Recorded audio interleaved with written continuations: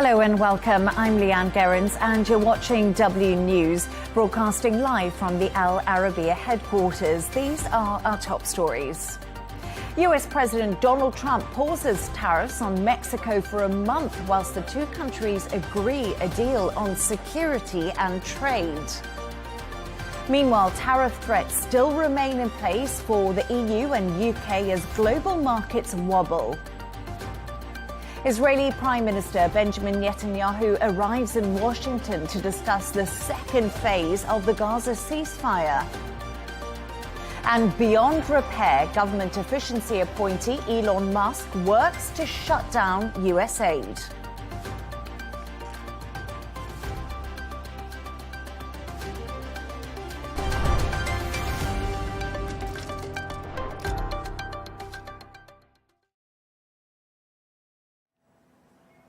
To our top story, and US President Donald Trump has acknowledged Americans will be impacted by his tariffs, but insists it is worth the price. Sweeping taxes on imports from Canada and China are due to come into effect on Tuesday, but a last-minute deal was struck with Mexico earlier today as the two countries agreed to take a pause as they discuss security and trade. Nick Harper reports from Washington. Short-term pain for long-term gain. That's the message from the US president, who admits prices are about to go up as a result of his tariffs. We may have short-term a little pain, and people understand that, but long-term, the United States has been ripped off by virtually every country in the world. We have deficits with almost every country, not every country, but almost, and we're going to change it. 25% tariffs start Tuesday on goods from Canada, 10% on Canadian oil, and a blanket 10% duty on all goods from China. The president suggesting those will remain until the countries make changes. That have to balance out their trade, number one. That we've got to stop people from pouring into our country, and we've stopped it. They haven't stopped it. We've stopped it. They have to stop people from pouring in, and we have to stop fentanyl, and that includes China. Canada has responded by slapping 25% duties on billions of dollars worth of US imports. American liquor has reportedly been pulled from shelves, with a push to encourage residents to buy Canadian products. Economists and Democrats warn the new trade levies will slow US economic growth and drive up costs for consumers. The good news is there are a good number of Republicans who don't like them either. And so I'm hopeful we can get bipartisan legislation to prevent the president from raising these tariffs, or once he does, to roll them back. Everything you were promised during the election is out the window if these tariffs go through. And there could be more to come, with a threat of tariffs on Europe and possibly the UK as well. One silver lining, a late-breaking deal struck with Mexico on Monday morning, with the planned 25% tariffs on Mexican goods now on pause for a month. It may take some time before the true effects are felt by US consumers, but as prices and possibly inflation begin to creep up, there may be a sense of buyer's remorse from the 77 million Americans who voted for Donald Trump, the man who promised to bring down costs and boost the US economy. Nick Harper, Al Arabiya News, Washington. Now, a pause may have been imposed in Mexico, but President Trump says EU tariffs will definitely happen. We can now go live to Brussels to speak to our correspondent there, William Denselow. William, good evening to you. Thank you for joining me. So today's meeting where you are in Brussels was meant to be really about security and defence, but this appears to have been overshadowed by tariffs. How are EU leaders reacting to Trump's threats?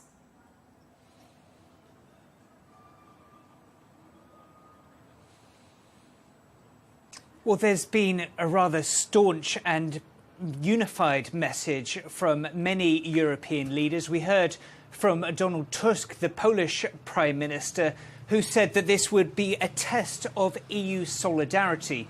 We also heard a very strong message from French President Emmanuel Macron, who said this was an opportunity for the European Union to stand up for itself. We've also heard from the spokesperson for the European Commission saying that if indeed Donald Trump goes through with his threat of duties on EU goods, then they will respond firmly. That was a point very much reiterated by Kaja Kallas, the EU's top diplomat and foreign affairs chief. She said that they are working on a response if it's needed. She said, though, that there are essentially no winners in a trade war. And she added that China would be the ones laughing if indeed there was to be an escalation in a trade spat between the EU and the US, two historically close allies that account for around $1.6 trillion worth of trade every year, one of the biggest trade partnerships anywhere in the world. Yes, indeed. And as you say, a tough and robust response there. But Trump's tariff threats for Mexico, Canada and China have been in relation to illegal migration and fentanyl supply. But what is his reason for taxing European Union goods?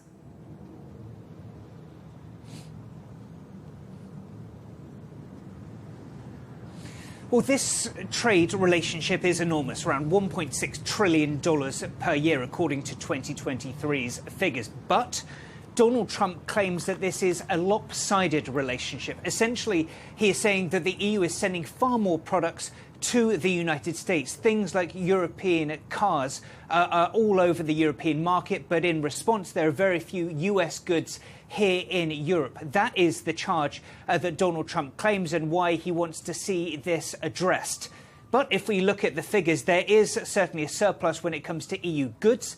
But as far as the European Union is concerned, and something Commission officials have been saying in recent weeks, they say that is largely offset by US services that outweigh EU services. So they say that that essentially balances out if you look at both goods and services. So that's the strong argument from the EU. But whether it's enough to convince Donald Trump, well, seemingly the answer is no. How will these potential tariffs affect European businesses and consumers? And could there be any kind of negotiation like we've just seen with Mexico before they're brought in?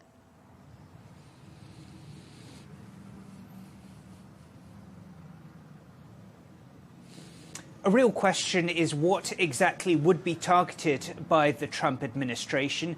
Perhaps we can go back in history and with some sense and get a sense of what exactly could be targeted. During his first term in office, if we cast our minds back to 2016, Donald Trump imposed tariffs on European steel and aluminium. Now, that is on pause, and that pause is set to expire this year. So we could see those tariffs come back into action at some point for steel and aluminium. So that's certainly one sector to look at. But essentially, the message from Kaja Kallas is that there are no winners in this trade war, considering that it's a relationship that is so close. When it comes, though, to what could be done to potentially stave off the threat of a trade war, well, European officials have been trying to appease President Trump in recent weeks. We've heard from Ursula von der Leyen, the European Commission president, who says that she is seeking a positive relationship with the US and that it would be pragmatic as well going forward. But she said that she would safeguard European interests. However, she has also suggested that the EU could conceivably take in and buy more US liquefied natural gas as a way of easing Donald Trump's perceived concerns about a trade imbalance. Whether that'll be enough to stave off the risk of tariffs, well, that'll certainly remain to be seen. Yes, indeed, remain to be seen. William Denselow in Brussels, thank you so much. Let's get into this further with economist Laurie Laird. Laurie, great to have you on. US stocks dropped as Trump tariffs hit markets. Evening to you. What global reaction have we seen across the markets today to this uncertainty around tariffs? We saw a big sell-off in Asian stocks. Japan was the biggest hit, which is sort of interesting because Japan seems to be out of the firing line, at least for the moment. We know that Donald Trump isn't too reluctant to put tariffs on allies, but Japanese markets down about 2.5%. Main Chinese markets are closed, of course, for the Lunar New Year. European markets down about 1%, a little bit more. And the U.S. markets opened down more than 1%, making up some of those gains at the moment. But to be honest, this isn't, it sounds like a dramatic reaction. And I've watched some of the headlines today, talking about this dramatic reaction. A 1%, 1.5% move in a large liquid equity market is not all that surprising. And I think that shows that we've expected these tariffs to come. Donald Trump, look, he campaigned on them. He's tariff man. So I don't think this hit the markets as much of a surprise. So, slightly concerning, but these are all markets that have done pretty well, particularly in Europe and the U.S. over the past couple of months. So I don't see any concerns about financial stability at the moment. Yes, of course, Trump said on the campaign trail he loves the word tariff, so you're absolutely right there. But best word in the English language, right? Yeah, he did say that, yes, absolutely. But interesting turn of events, Laurie. I feel like we're going to see this a lot. Trump has paused tariffs on Mexico for a month. I want to know, do you think he's using tariffs as a blunt instrument, basically to get countries to agree to his demands? Is this Trump's negotiating tool? Look, quite possibly. I'm not sure who is inside of Donald Trump's head, but what you're saying makes a great deal of sense for as much as we know. I mean, the fact that these tariffs were sort of dangled in front of trading partners for a while, sort of semi-announced on Friday, confirmed on Saturday, but not to take effect until midnight tonight, U.S. time. So it certainly gives the sense that Donald Trump was open to some sort of negotiation. And in fact, with the wheeling back of the tariffs of Mexico until the end of the month, does show you that Trump is open to negotiation. And this is something from his playbook. This is something Donald Trump has done in the past. Throw something out there, get a trading partner. We saw it with Colombia just last week when Donald Trump, was punishing the Colombians for not taking back some migrants. Throw something out there, clean up the mess, and then take credit for cleaning up a mess of your own making. It's a really interesting strategy. I think the other thing that's indicative of perhaps this was a negotiating ploy is that Donald Trump's Treasury advisors have been pretty silent about the merit of these tariffs, at least over the past couple of days. Scott Bessent, the new Treasury Secretary, thought to be one of the saner members, one of the more traditional members of the cabinet, has not been behind this. He has not been doing the television shows saying this is great for the U.S. economy, which suggests that the Treasury isn't 100% behind Trump on here, which again may suggest that perhaps this was a negotiating ploy. Trump says he wants to use tariffs to tackle the trade deficit. We've heard him say that a lot. Is the U.S. trade deficit a huge problem many economists just aren't discussing? I'm so glad someone has asked this question, because the merchandise trade balance, that's the trade in goods, things like cars, steel, things that you can touch. That merchandise trade deficit is a real metric for Donald Trump in looking at the economy, along with the stock market. And I think the early fall in the stock market today may have been something that concerned Donald Trump. These aren't metrics that conventional economists would say would indicate the health of an economy. The U.S. economy is growing more quickly than any other major economy, except for perhaps Spain. Spain's hanging in there pretty well. Yet does run quite a big merchandise trade deficit. To a certain extent, that's an indication of America's strength. It means American consumers are feeling flush. They can afford imported products. And if you look at some of the world's biggest exporters right now, look at Germany, look at China. These are economies that are really struggling at the moment. So a trade surplus in the case of Germany or China is not necessarily a clean bill of economic health. Economist Laurie Laird, thank you so much for your insights. Great to have you on the show. Always a pleasure.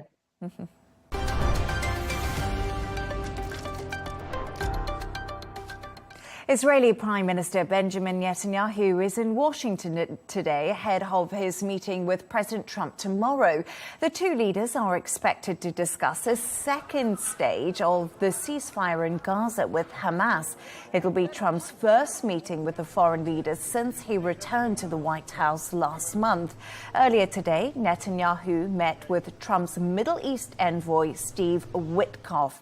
Let's go live to Tel Aviv to speak to our correspondent, Giles Gibson. Giles, thank you for joining me. So Trump took the credit for the Gaza ceasefire deal that we saw between Israel and Hamas, despite not being in power at the time. Steve Witkoff met Netanyahu today. What do we know about that meeting ahead of course, tomorrow's big meeting with Trump and Netanyahu?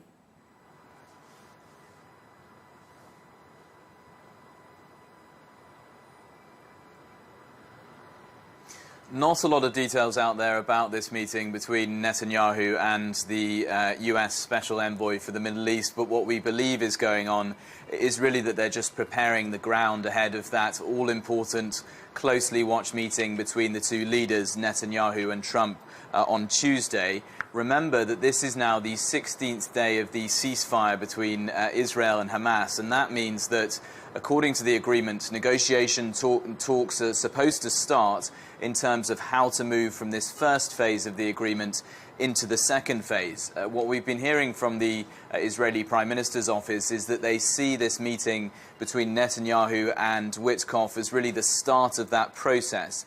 They then say, we've not had any confirmation of this from the American side, that Witkoff will speak later in the week with Egyptian and Qatari mediators.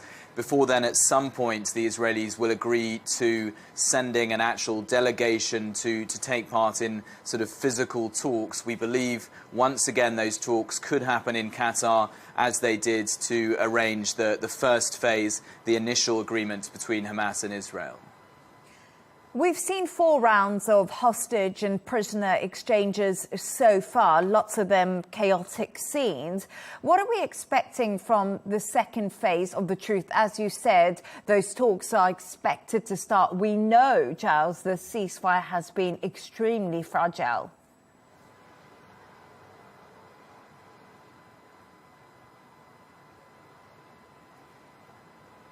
Yeah, so let me just walk you through the rest of the first phase and then how the second phase could look like. What we're expecting, none of this is confirmed at this stage, is that we will see 3 more Israeli hostages released by Hamas in Gaza on Saturday. Then a week later, the next Saturday, 3 more. And then at some point before the end of February, before the 1st of March, which is when phase 1 expires, the rest of the total of 33 Israeli hostages being released, and in exchange getting up to that number of 1,900 Palestinian prisoners who are being released in exchange for those 33 Israeli hostages in total. Then when we get onto phase 2, really the central planks of that are that the remaining hostages held in Gaza will be released, and at the same time Israeli troops will have to completely withdraw from the Gaza Strip. But look, we have to stress here, there is absolutely no guarantee that the two sides move on from phase 1 to phase 2. I mean, just politically speaking here in Israel, Benjamin Netanyahu is in a very tough position because one of his far-right coalition partners, the finance minister Bezalel Smotrich, has threatened in the past that he will leave that coalition, take away Benjamin Netanyahu's governing majority as a result, if Benjamin Netanyahu doesn't go back to fighting Hamas in Gaza. Giles Gibson in Tel Aviv, thank you so much for joining me.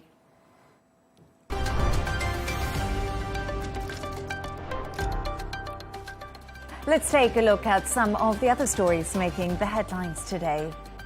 The Greek island of Santorini is on an earthquake alert after recording over 200 tremors since Friday.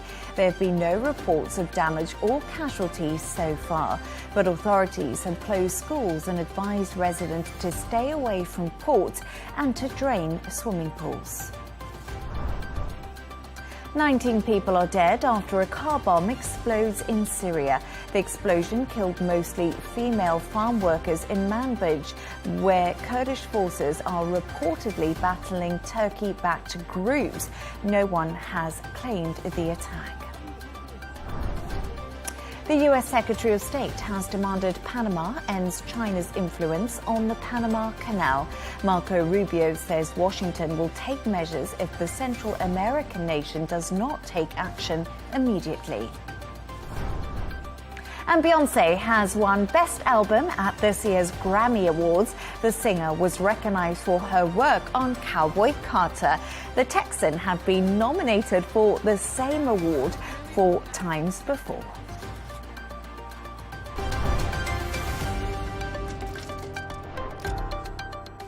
In another effort to reduce US spending, tech billionaire Elon Musk is calling to shut down US aid.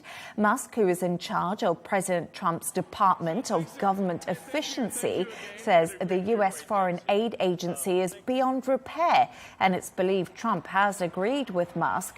It comes as 2 senior members of the Foreign Aid Organization were suspended after attempting to stop members of Musk's efficiency team from accessing secure files. We can now cross live to Washington to speak to our correspondent, Caroline Malone. Caroline, thank you for joining me. USAID is the world's largest single donor. Who will be impacted first, and what does it mean for global aid?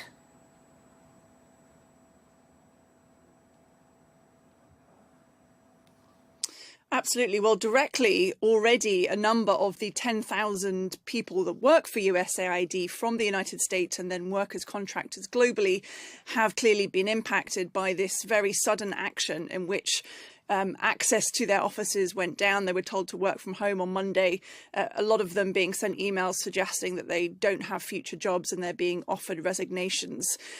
But clearly, the huge impact, the knock-on impact, is going to be access to aid for many people around the world. USAID is responsible for something like $72 billion worth of humanitarian aid every year. It's also something like 42%, according to the United Nations, of all humanitarian aid given to other countries every year. So a hugely significant proportion of the types of aid that goes to people. And the programs it's been helping include women, for instance, in conflict zones, health crises, such as helping people in areas to stop the spread of HIV/AIDS, helping orphans who've become orphans as a result of health crises, helping people to get access to clean water. So, critically important health, water and conflict type aid scenarios that potentially now are losing all their funding to the tune of up to $72 billion. So a huge amount of aid could be lost because of the shutting down of this program. We are, though, hearing in the last couple of hours that USAID might actually be absorbed, what's left of it anyway, might be absorbed by the US State Department, and that Marco Rubio, the Secretary of State, is currently acting as the admin for what's left of USAID. So potentially some programs might live, but huge concern for the majority of the aid that is usually given by the program. Musk estimated the Trump administration can cut $1 trillion from the U.S. deficit next year. How much will shutting down USAID actually save the taxpayer? And as you said, these could be absorbed, but where will these funds be diverted to?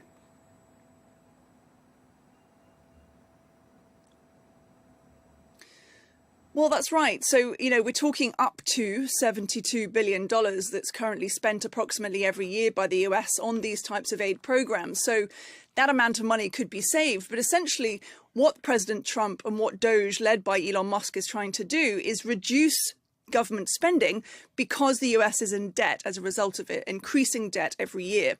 So really what this would do would potentially reduce the amount of debt that the government has.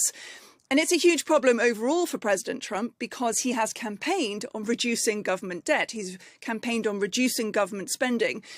And he needs a lot of money at the same time for a lot of the programs that he has suggested, things such as his huge deportation plans, which could cost millions up to billions of dollars if he's trying to also secure the border as well. So in trying to do so, he actually needs more money. Things like, for example, for cutting taxes, corporate taxes is something he's also promised to do. And that's where you see a link here between these tariff threats and some that have come into action, as well as cutting spending of federal government spending at the level of the programs like USAID.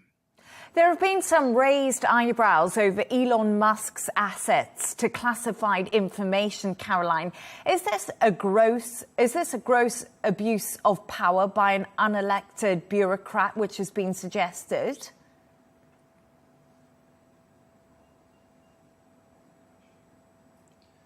Well, it's certainly unusual to have someone like Elon Musk, or in this case, members of the Doge team, so not Elon Musk himself initially, but going into the offices of USAID, demanding access to these very secure portals that hold a lot of information. They hold social security information, they hold personal data. So it is really sensitive information that they now, we believe, have access to. And that is something that has been questioned by a number of people, including by Democrat Peter Welch, who's a member of the Senate Finance Committee. He said it is an abuse of power, and it essentially shows how money can buy power in the Trump White House. That was part of an emailed statement that he sent out earlier. So really, looking at why it is that someone who's not elected into the government, wasn't part of the recent US election, has been nominated by Trump into the role, Musk, as the head of this efficiency department, should be given access to this type of information. Of course, President Trump and his supporters saying that this is necessary. This type of dramatic action is important because they are trying to cut government spending, they're trying to cut wastefulness, and they're trying to cut spending that doesn't result in some benefit for the United States. Caroline Malone, there's been a lot of dramatic action in Trump's first 15 days in power. Thank you so much for joining me this evening.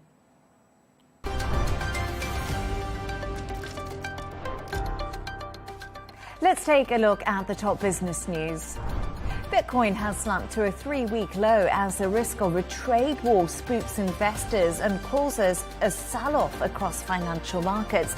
The world's biggest cryptocurrency is lower, around 6.2% today.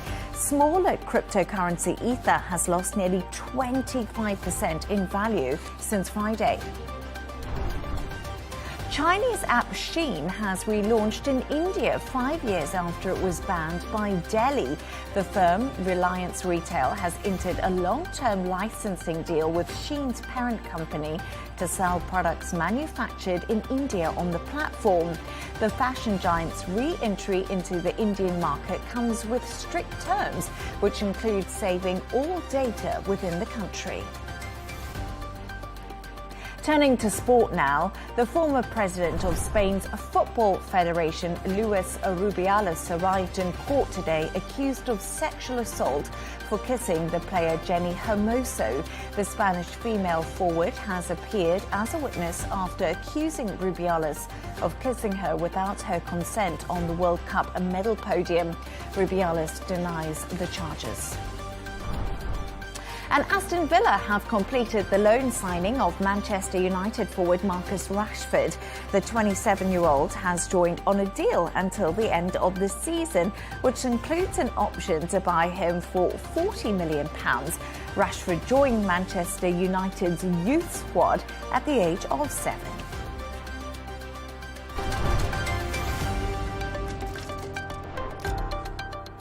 Drug manufacturers in India are concerned as President Donald Trump rolls out tariffs against China, Mexico and Canada. Trump has threatened to impose similar tariffs on India as well, which is the world's biggest drug supplier. Industry players are now worried about a potential impact, as an Ishnan Garg reports from New Delhi. The Indian firm BioPlus is a crucial supplier of these medicines to the United States. Indian products made up nearly half of all prescription drugs sold in the country in 2022.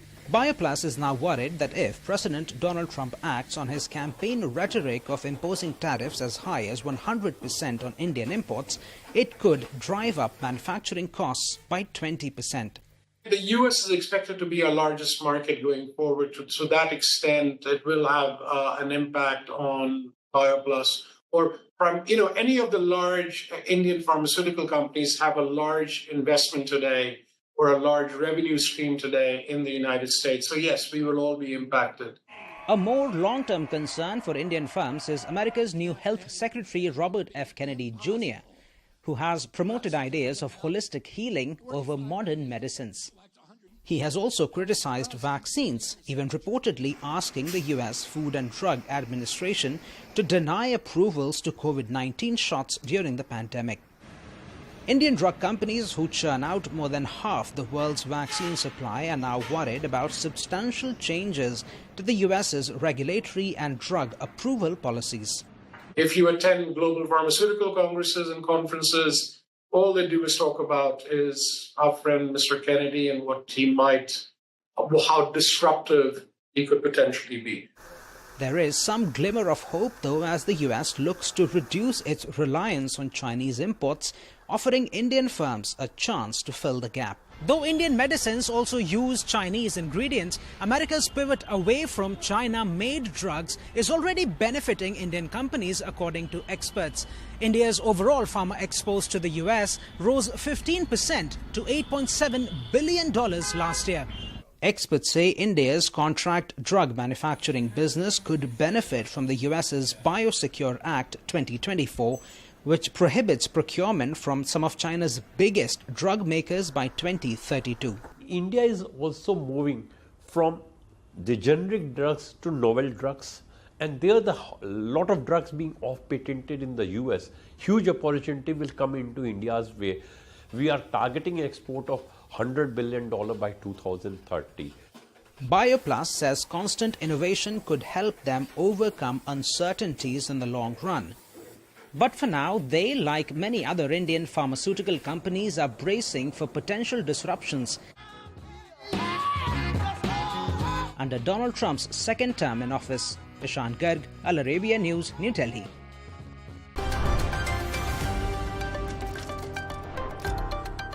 A reminder of our top stories.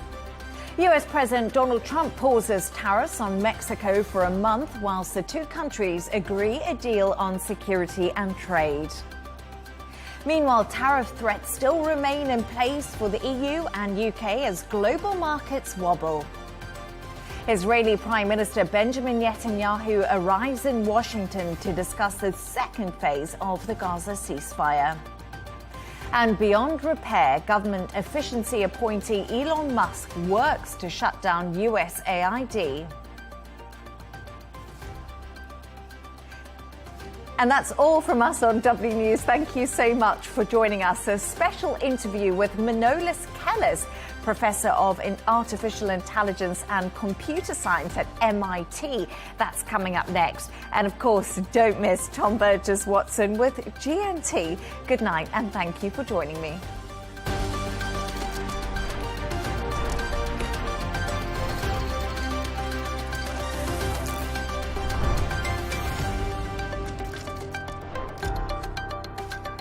At Al Arabiya News, we go beyond the headlines. From the latest breaking news to in-depth coverage of global events. We're not bought or sold. Nobody owns us. The loss of life, the destruction of property. The conflicts are such a terrible thing. Context and analysis to help you see the full picture. The world is in a very dangerous place. Join us on Al Arabiya News. It's very impressive. Where knowledge meets perspective.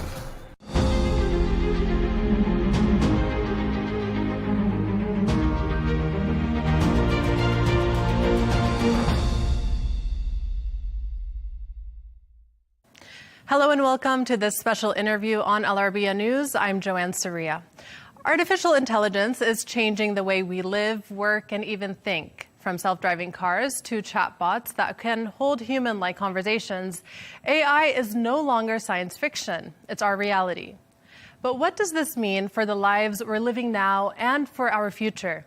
Can it take over our lives, or is it simply a tool to make our lives better? To get more insights on this, I'm joined by Manolis Kellis, Professor of Artificial Intelligence and Computer Science at MIT. Professor, thank you so much for joining us today. Joanna, it's a pleasure to be here. Thanks for having me. Thank you. To start, how would you describe artificial intelligence as it is today? Artificial intelligence has really come a long way. It used to be faking intelligence. In other words, the humans will program every type of behavior and just simply pull the right behavior based on the circumstance, making the system seem intelligent, when the system was not actually understanding anything. This changed dramatically with generative AI, with foundation models, with deep learning, and with multimodal understanding of the world. And I would say that AI has really come an enormous amount in terms of its progress. And it is surpassing human capabilities in many, many tasks already. Tasks that we once thought as intelligent have been completely wiped out by AI, pushing the boundary of what we call intelligent to more and more human-specific tasks.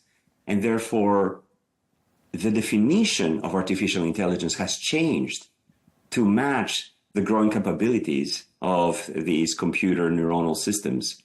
And I would say that today, artificial intelligence has met every standard that we have set in the past and surpassed it. So we have narrowed down the definition to things that are more inherently human. But the challenge with this changing definition is that those things are also found in some of our animal relatives. For example, the emotional warmth, the care, the family values, and so on, are found in many of our animal relatives, thereby diminishing the uniqueness, if you wish, of human capabilities to this general ability to reason in a multimodal way, this common sense, this grounding, which I would say is really the last frontier of artificial and general intelligence at this point. Should we worry that reliance on on AI, artificial intelligence, might diminish human interaction?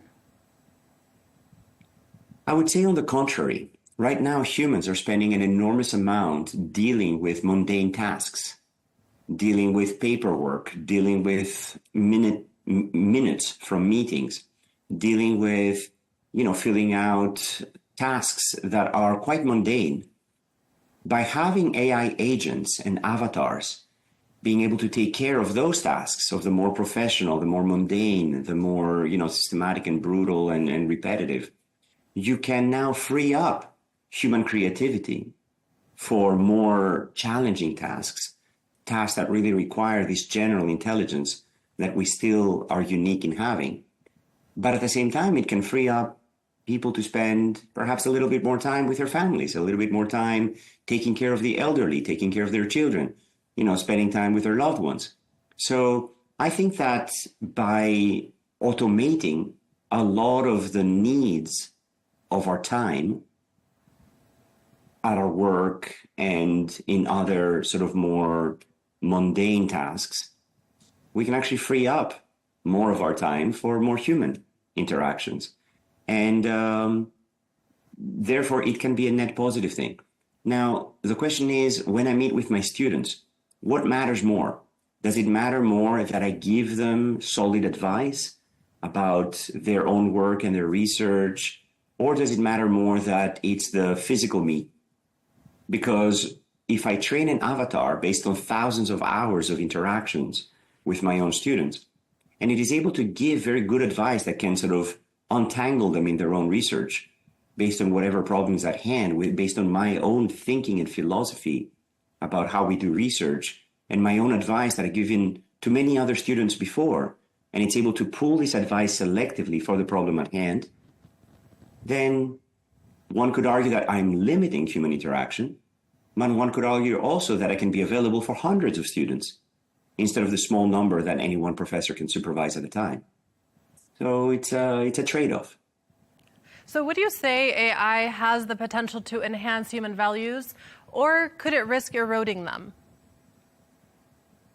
This is also a very, very interesting question. Basically, I believe that AI can help us overcome some of the evolutionary impulses that we have.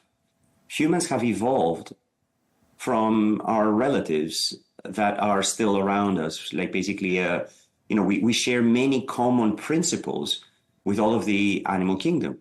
These principles are of survival, of nutrition, of reproduction, of protection of our kin. And these can manifest in beautiful ways But this can also manifest in wars and brutality and killing and aggression and jealousy and all kinds of these values that as humans we are constantly trying to overcome. So this evolutionary origin of humans and these evolutionary principles that have led to the survival of our species are unfortunately ingrained inside us. And they are unfortunately limiting our behavior to some more impulses and urges that sometimes we're not very proud of. And the growth of our neocortex, the frontal cortex that is able to sort of be a more reasoning part of our brain and control the limbic system, the subcortical parts of our brain, is something that we have been valuing and rewarding through the Renaissance, through these human values of altruism, of taking care of not just our immediate kin, but appreciating all humans, you know, regardless of their religion, their country of origin, their political affiliations, and so on and so forth. So I believe that AI can continue this move towards the more intellectual, towards the more pure values that we value as humans. And the question is, will the AI feel it or will it just pretend? And my answer to that, it might not matter. Do you prefer a doctor who will do absolutely the right thing and pretend to be empathetic? Or do you prefer a doctor who is more empathetic, but sometimes will make mistakes and do the wrong thing? And similarly for a professor, or you could even say for a parent. Does it matter if your parent absolutely loves you, if they're never there and they're never able to provide any of your needs? And does it matter if the parent doesn't really love you, but does everything as if they are the best parent in the world? And is able to fake this empathy and this warmth that every child needs. So if AI is able to meet all of these needs and is able to sort of help us achieve a higher standard for ourselves, for what it means to be warm and empathetic and generous and altruistic and caring for all human beings, then I believe AI can truly lift humanity past these more animal-like urges of competition and aggressivity towards the more humane values of warmth, empathy, and generosity. So you touched on this a bit in your previous answer. In your opinion, what is the impact of AI on our collective evolution as a species? So I would say that there has been a continuity in the evolution of humanity. If you look at nearly every metric of poverty, of crime, of nutrition, of health, of lifespan, of health span, of child survival rate, every single one of these metrics has been improving throughout the world. We still have a lot of work to do. There are still many places in the world where a child is not guaranteed to have an education, is not guaranteed to have, shelter, sufficient healthy nutrition, a future, a long lifespan. And we still have a lot of work to do. But if you compare to any previous time in the history of humanity, things have been getting better for hundreds and hundreds of years. And I think that this move towards a wealthier, healthier, calmer future is getting closer. And I think that these capabilities of AI can help us overcome many of the challenges that we're facing today. Many of these challenges are due to scarce resources. They're due to limited wealth. They're due to limited time. They're due to limited capabilities. And I think if every child grows up with an AI assistant, a tutor that is able to guide them intellectually, emotionally, strategically, making the right decisions, being always kind, always patient, always generous, always guiding them and nudging them in the right direction, I think that this can transform education. Instead of having every teacher be required to know all of the human knowledge that every student in their classroom will need, which is nearly impossible, because some of those students might be geniuses, might be able to surpass their teachers tenfold, 100-fold, and therefore limiting what the student learns to whatever the teacher knows limits the maximum capability of the students. If instead you empower the most caring and empathetic and warm teacher, the most curious, the teachers who are willing to sit alongside the students and learn with them, and instead of the student asking the teacher the question and the teacher saying, oh, that's outside the course, or, oh, we're not going to cover that now, or, oh, you know, this question is not something that we should address. Instead, if the teacher says, wow, that's a great question, let's sit down together and learn about it. And if the teacher has the same curiosity, then that opens the realm of teachers to not just the people who have the most knowledge, but to the people who are willing to sit along with the students and learn with them. And then suddenly we can have many, many more teachers. And we can augment these teachers with AI tutors who can help the students learn and surpass their own teachers. So as I'm sitting and learning with my children, this is exactly the attitude that I have. Where I'm like, well, you know, here's what I know about this, but let's find out a lot more. And there's countless resources on YouTube, with videos online, on Wikipedia, with articles, and of course with ChatGPT and all of these other AI avatars that are able to respond to very detailed questions. Hey, this and that don't make sense together. Why? And you're not going to find an article already written on the internet for that. But having an AI tutor, an AI chatbot, an AI avatar, an AI agent who's able to interact with both the teacher and the parent and the student, I think will basically lift us across the world. So I think that there's, of course, a lot of misery. There's a lot of challenge. There's a lot of struggles. There's a lot of war and tension in the world today. But some of that can be alleviated by lifting everybody up, by teaching from an early age kindness and generosity and altruism, but also pushing for excellence, bringing the best out of every student, helping every student achieve their maximum potential. I think it's something that I'm really, really looking forward to. So how do you see AI affecting our personal lives? So whether at work, for example, or even our own relationships? I see it changing every aspect of our lives. At work, at home, with our children, with our parents, with the elderly. Imagine if every elderly person sitting in a nursing home had an AI avatar with face and, you know, emotional reactions and voice and kindness and warmth to sit with them and chat every day. Imagine if we have every child similarly in their home, in their room, having an AI agent that is able to say, listen, you know, you have 5 minutes to play that video game, but after that, let's get back to your homework, okay? And, you know, encouraging them and nudging them again in the right direction. There's, of course, a lot of sci-fi movies that are painting the worst possible scenarios with AI, where AI is like invading every aspect of our privacy and controlling us and manipulating us for its own benefit. But this is a lot of anthropomorphizing of AI. This is projecting a lot of our evolutionary quirks that got us where we are.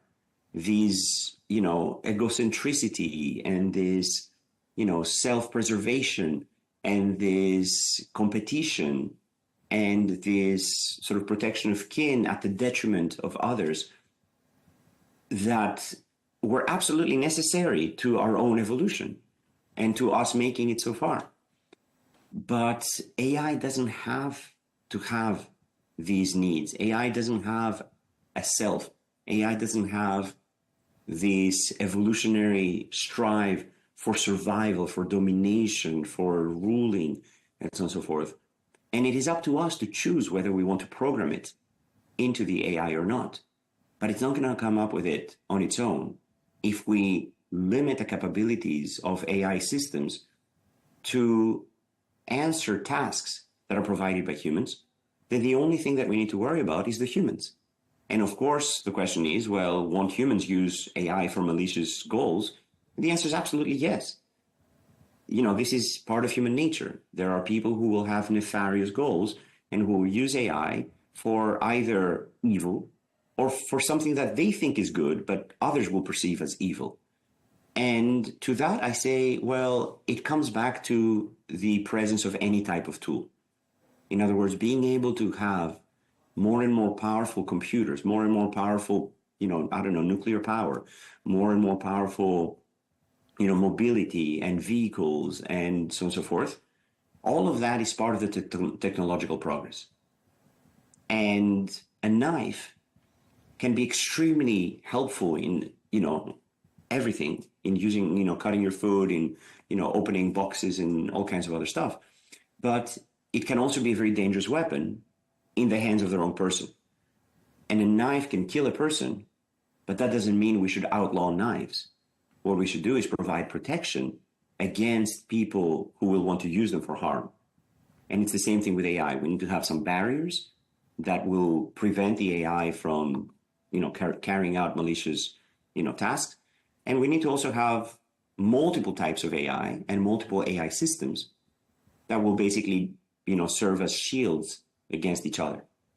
But I think and of course the ethical question becomes, what do you call harm? Is harm for one side of a conflict, the definition, is it up to the other side of the conflict to define what harm means? And I think that's something that, we together as a species and as a community and as a society, as a global society, I should say, should come to define these limits of someone's freedom, which, as the French would say, my freedom ends where your freedom begins. So you can't have infinite freedom for every person. You have to sort of have boundaries for any of that. So what fields do you think have benefited the most from AI so far?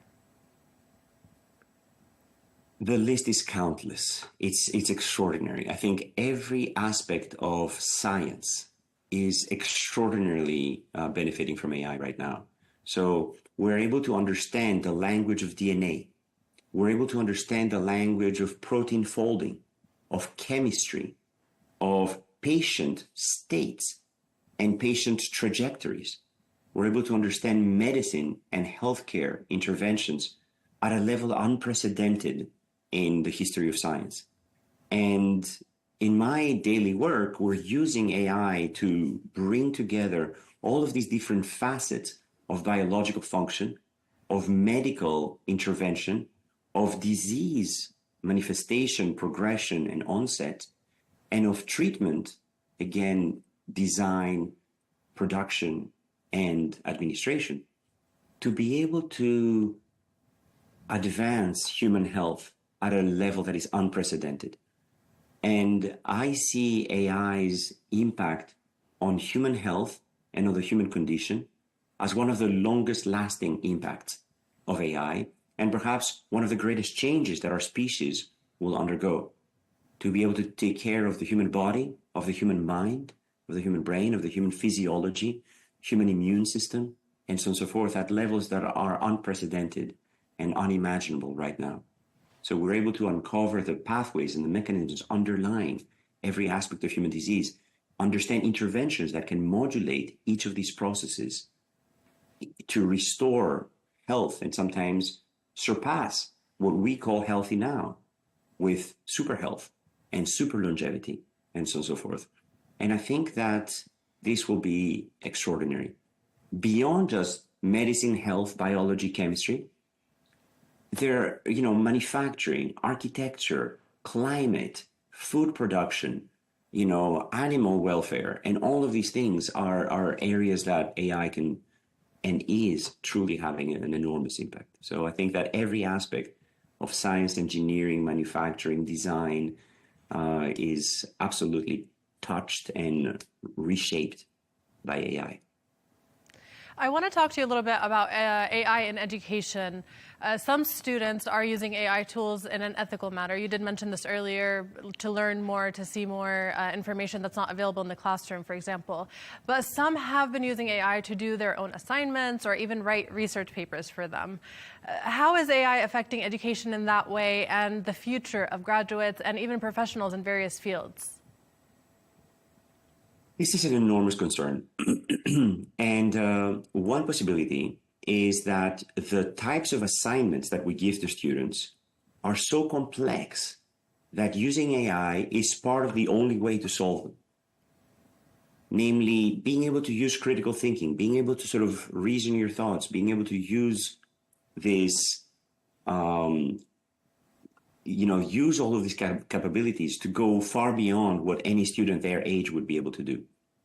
There's another approach to education, which is goal-oriented.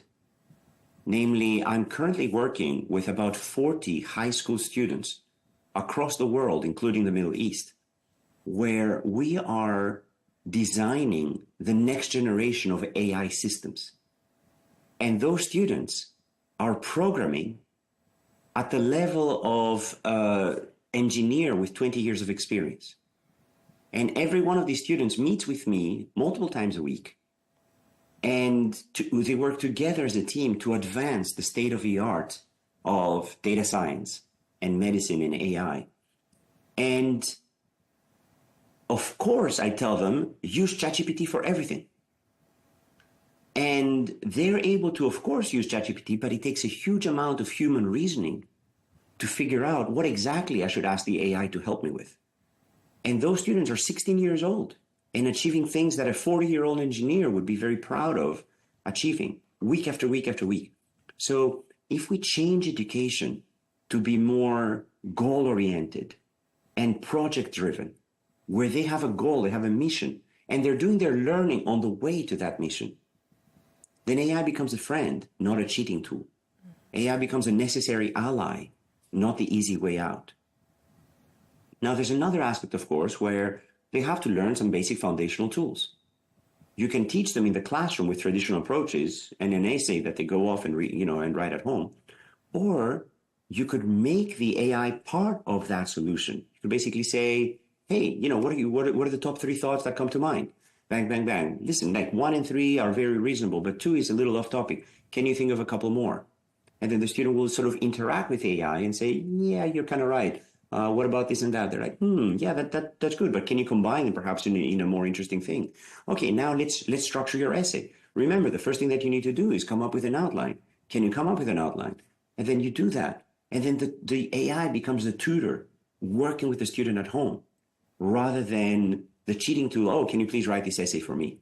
And then the student needs to submit as part of their homework the entire transcript of the interaction that they had with the AI. So that the teacher sees that it's not just, hey, can you please write this essay for me?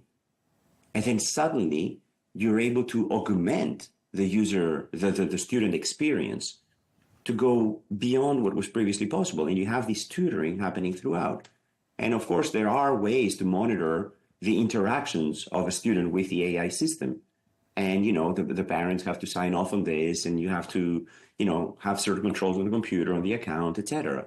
But faking all of that for the student, yes, it's possible, but the act of faking it will have the end result of still learning that process of writing an essay, writing a paper, solving a challenge, and so forth.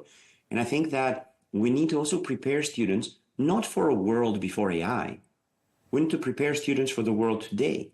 In other words, instead of asking the students to multiply 2 very large numbers, which is frankly useless, in any foreseeable future world, you ask the students to solve much more interesting questions. So I think that part of the disconnect is that we have an educational system that was designed 150 years ago with techniques that are literally from the future. And preparing the students for today's world requires the rethinking the type of education, the type of skills, the type of jobs that these students will have. And perhaps respecting them a little bit more as adults and giving them tasks that sometimes the teacher thinks are impossible, which is, I have to admit, something that I do with my high school students that I work with. I will make suggestions about things that I think will take months, and they'll come back in days and say, yeah, I tried this, and I found this new tool, and I found this new capability, and, I have it. And I am constantly blown away, not just for what a 16-year-old can achieve, but for what anyone of any age can achieve in such a small amount of time. So how close are we, would you say, to achieving sentient AI or superintelligence? So could we see AI that possesses self-awareness, emotions, or even consciousness? And what kind of impact will this have on humans if that happens? The question is, A, whether we want that or not. And I want to distinguish different types of AGI. I mean, like a lot of people are thinking of superintelligence as necessarily sentient intelligence. And it doesn't need to be that way. Superintelligence can simply be surpassing humans in any one task. And then for many, many tasks, we have superintelligence already. Computers are able to play chess way better than we can. They're able to play Go way better than we can. They're able to solve equations and sometimes math problems way, way better than we can. So for those tasks, I would argue that AI is already super intelligent. It surpasses the vast majority of humans. I would say 99% of humans, it can already surpass in countless tasks. So that is super intelligence. The second one is general super intelligence. In other words, being able to surpass humans in the totality of human cognitive tasks. And I would say that we're still not there. I think that the ability of humans to reason, to be grounded, to bring together information from different places, to extrapolate, sometimes from their own physical experience, to think about creative solutions that are beyond what has been done before in any realm, I think that's something that's uniquely human still. So artificial general intelligence, we're still not there. As for this sentient intelligence of having a self-awareness, having a concept of oneself, this becomes a tricky situation. First of all, I'm not sure we want that. I'm not sure we need that. I think we can achieve so much with AI just being a non-sentient, super intelligent companion. And, we could agree not to push the frontiers of sentience. The second aspect, however, is, and there's a lot of philosophical debate for hundreds of years on this, what does it mean to be sentient? Does it mean that you know why you're doing something? Does it mean that you know how you're thinking and you can reason about your own thinking? Number one, in that realm, AI is already able to do that, or at least to fake that, to the level that humans can.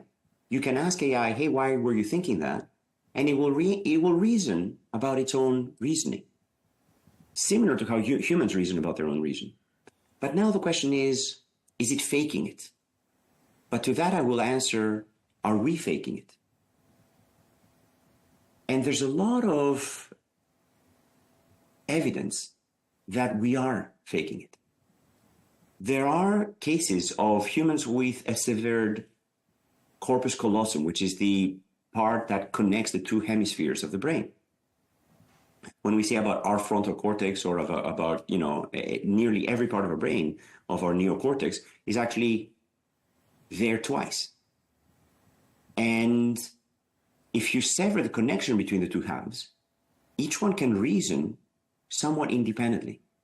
And you can ask a patient by showing them, closing one eye and showing them a piece of paper that says, go get a beer in the fridge next door. And then they go and do that. But on the way back, you close the other eye and you now ask them, why did you get the beer? They will say, oh, I was thirsty. So you can think of the brain as an employee who never wants to be caught not knowing, who will make up a story to explain their own behavior, and sometimes is faking that self-awareness. How many times have I gone into a room and picked up the wrong object and come back, continue doing tasks, to only then remember, oh, no, I need this other thing, and then I go back and get that other thing. So our brain will very often make up stories that will explain our world around us and sometimes the world inside us, the actions that we're taking, without being fully on top of things. So maybe we're faking it, and maybe the AI is faking it, and maybe that's fine. And again, philosophers have argued a lot that I know I'm conscious, and you know you're conscious, but you have no idea whether I'm actually conscious or I'm just faking it. And I have no idea whether you're actually conscious or you're just faking it. And again, it goes back to this whole, what is self-awareness? And can we ever be truly self-aware? Can a particular neuron reason about its own reasoning, or can it only reason about the reasoning of other neurons? And so on and so forth. So there's a lot of philosophical dilemmas. We might not even want to get there. And in some cases, the AI can already fake reasoning. And because of all of these layers upon layers of abstraction that modern billion parameter systems are able to have, it is possible that consciousness may have actually appeared somewhere in those neurons, or at least some primitive form of consciousness. Frankly, the same way that consciousness has evolved inside our own neurons. Consciousness is not a magic thing that sits above our head. Consciousness is somewhere in our brain. And the question is, what is the basis for human consciousness? What group of neurons is responsible for that, and what are they doing? And maybe they're faking it, just like the machines are. So you mentioned you think that AI has already surpassed human intelligence, at least 99% of it, you said. So can it get to the point where we lose control over AI? And if that happens, what might be the consequences? So let me be clear. I did not say that. I said that for many tasks, for many specific tasks, it has surpassed human intelligence, namely human capabilities for that one task. So I want to be very cautious there, because I didn't say that it has surpassed human intelligence. However, for many of these tasks, it is superior to our capabilities. Did humans stop playing chess? No. Chess is now more popular than it has ever been in the history of chess. More humans are playing chess than ever before. Does it bother us that we'll never surpass the machine? Not at all.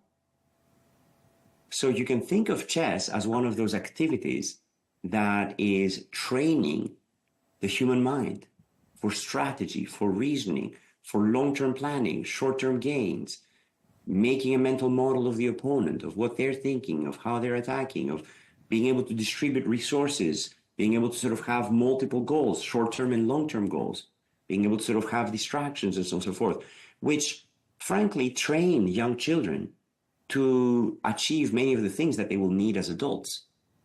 So does that change the relationship that we have with, intelligence? No, we're perfectly comfortable calling a child intelligent, even if we know that machines are way more intelligent than are at those tasks.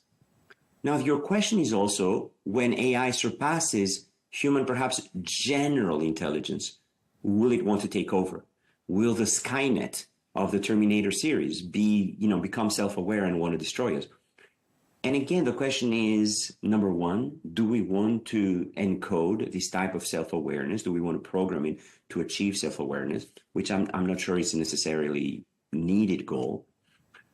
And number two, will it have the same desires and impulses as we evolved species have to want to take over? And the answer is not necessarily, unless we program it to want that.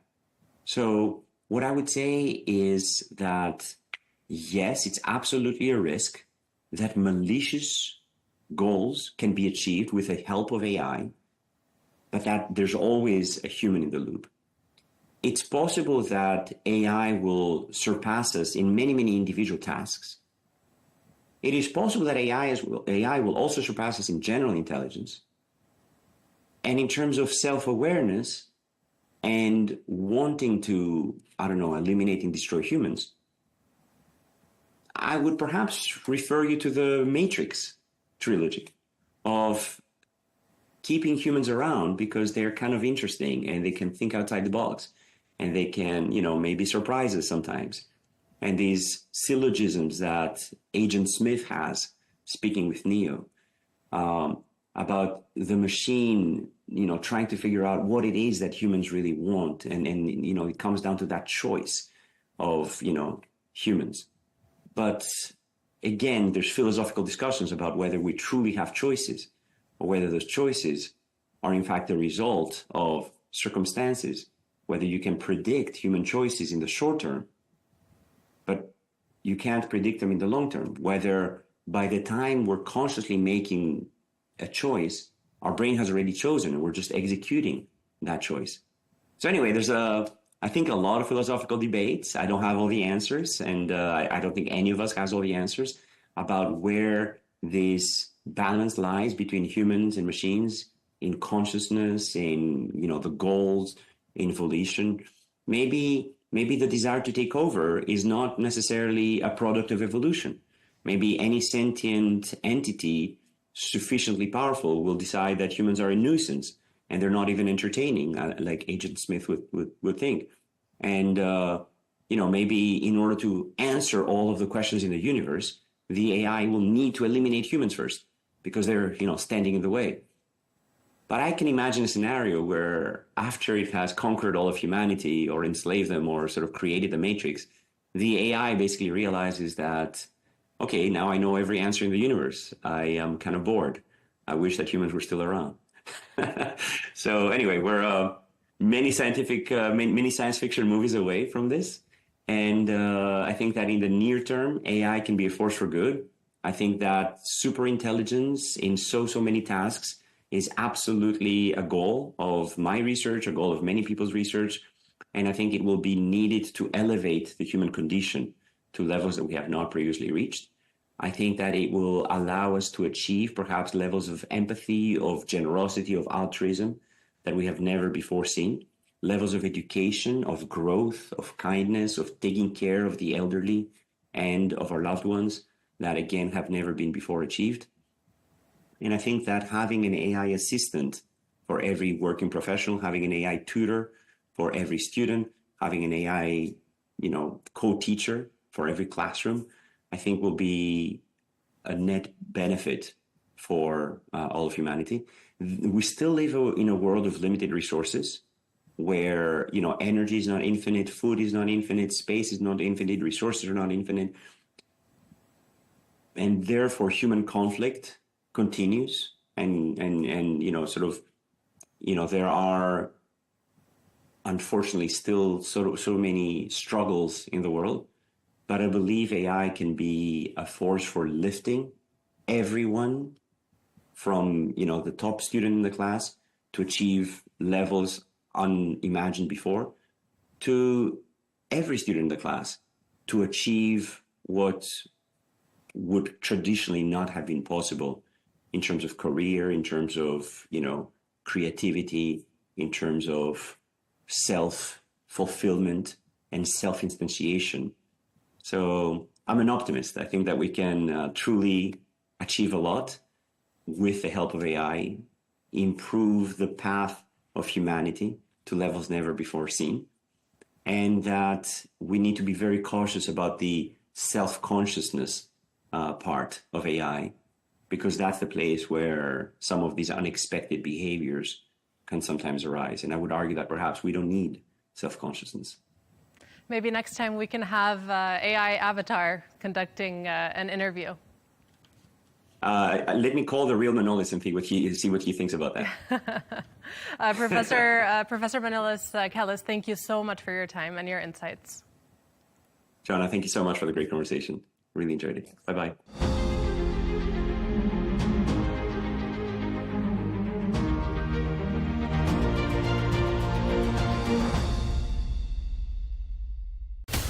From the White House to Gaza, Kyiv to Beijing, elections, economics and the environment compete with conflicts and other complex issues for our attention.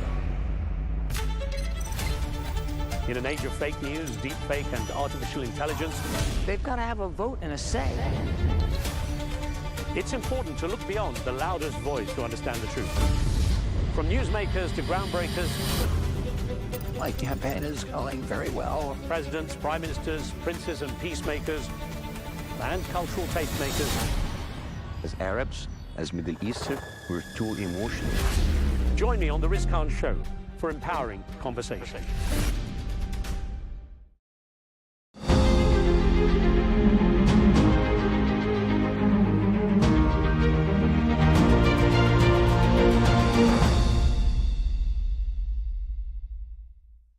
In 2018, Maria Butina was convicted of working as an unregistered Russian foreign agent in the US. She was jailed and then deported to Russia. Butina has always denied being a Russian spy, and at the time, President Vladimir Putin said he had never heard of her. Well, she now serves as a parliamentarian in the Russian State Duma and is a supporter of the Russian military offensive in Ukraine.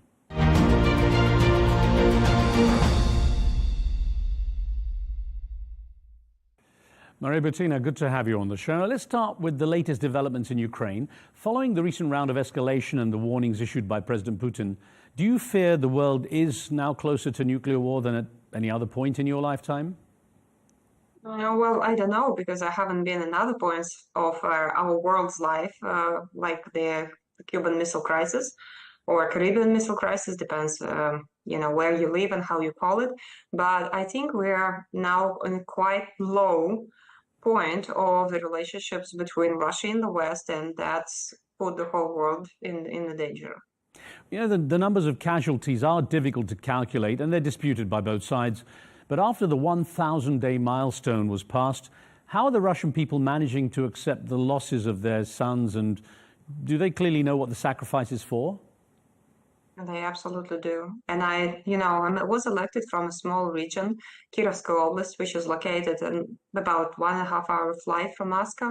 And I should tell you that we're all united and we help to the front lines, and we cry for those who are, lost their lives, sacrificing them for our motherland. But we all understand that this is a necessary thing to do, because we are trying to help to the Russians in their new territories, Russian new territories, that's first.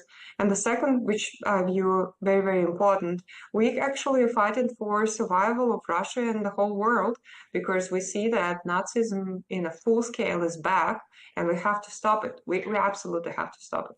There are arguments put forward, though, that the Russian people don't necessarily know the full story because of the control of the media there. How can Russian people make a clear decision if they don't have a full idea of what's going on? Oh, come on, they have quite a full idea what's going on, because, you can go on Telegram channels and you read a lot of stuff from both sides, and people understand what's going on. And even if little villages, people don't rely on TV anymore that much. Only 50% of Russian population is TV watchers. Most of them actually go on social networking and they talk to each other. And you cannot hide the truth. And the truth is that SMO should have been started, because NATO was coming so close to our borders that it would put the whole world in the actual stance of the Third World War. So we were protecting Russian-speaking population, and we absolutely understand how important it is to make a step forward today. So people do know the truth, and they see the truth. And people who come back from the front lines and they're on their vacation, they tell the truth, that how horrible actions are committed by what horrible crimes are committed by the Ukrainian forces that are joined by the NATO forces. Well, we didn't place NATO next to our borders. NATO placed themselves, and they broke their promises. Well, all Russians know it. So we're kind of, smart and intellectual to be able to find out what is true and what is not. And people do it and manage it very well.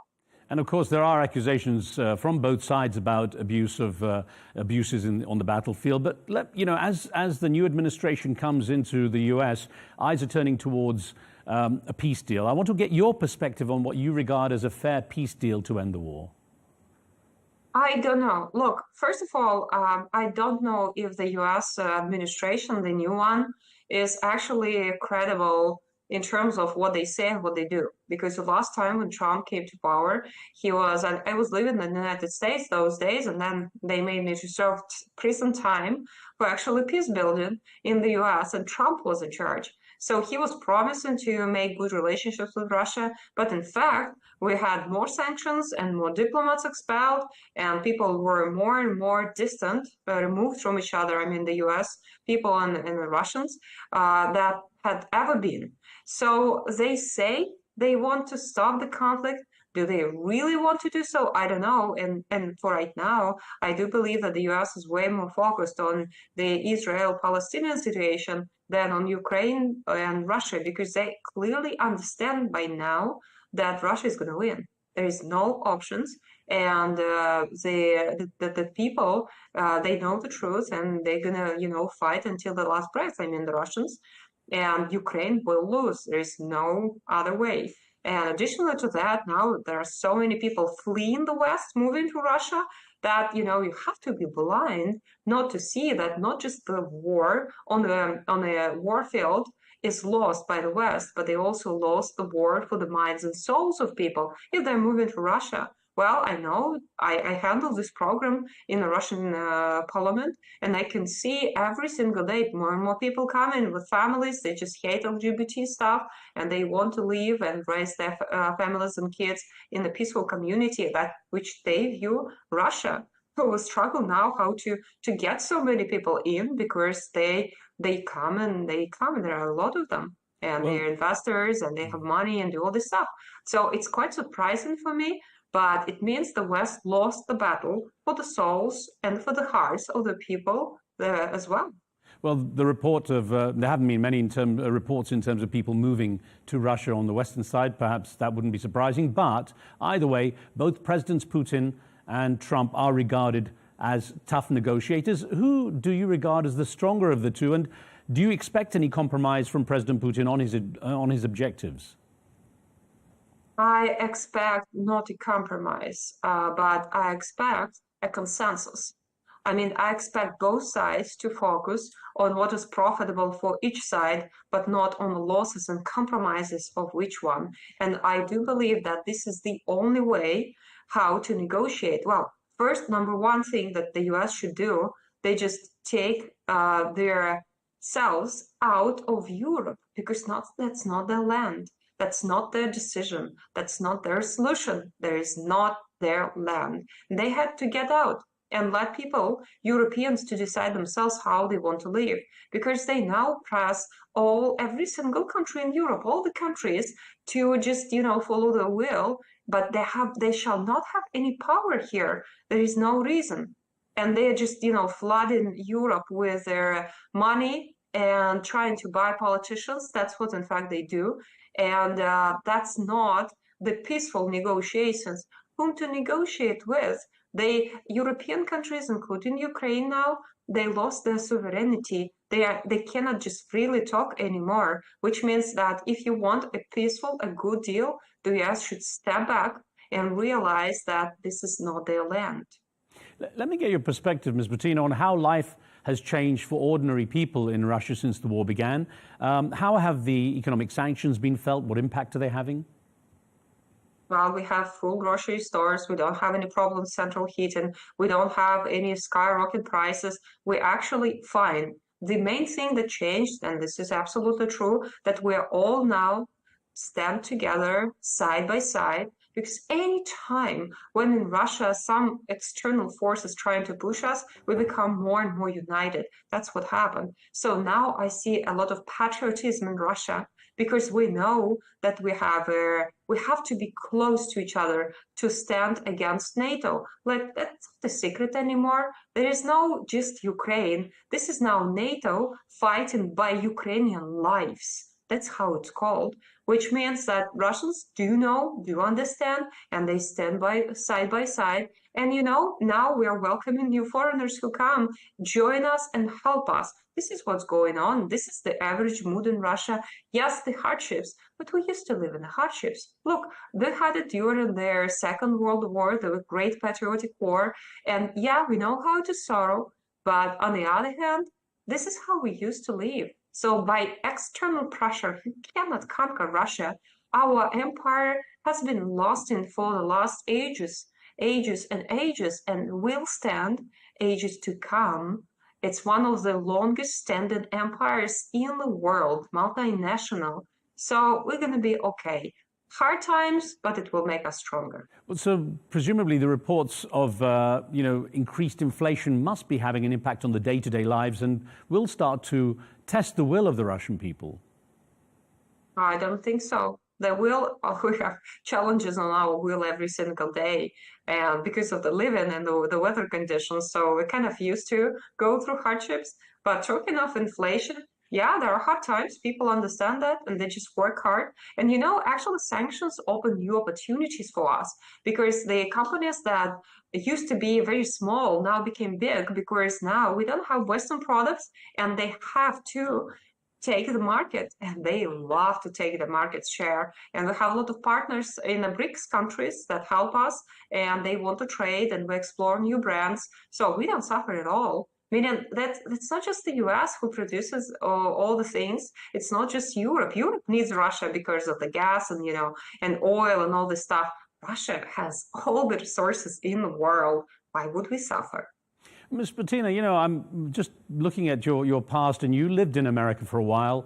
Of course, it was a difficult time for you. You're accused of being a Russian operative and so on. But are you personally surprised or even saddened by the state of relations between Russia and America? And how do you think the ordinary people in both countries reflect the views of the leadership?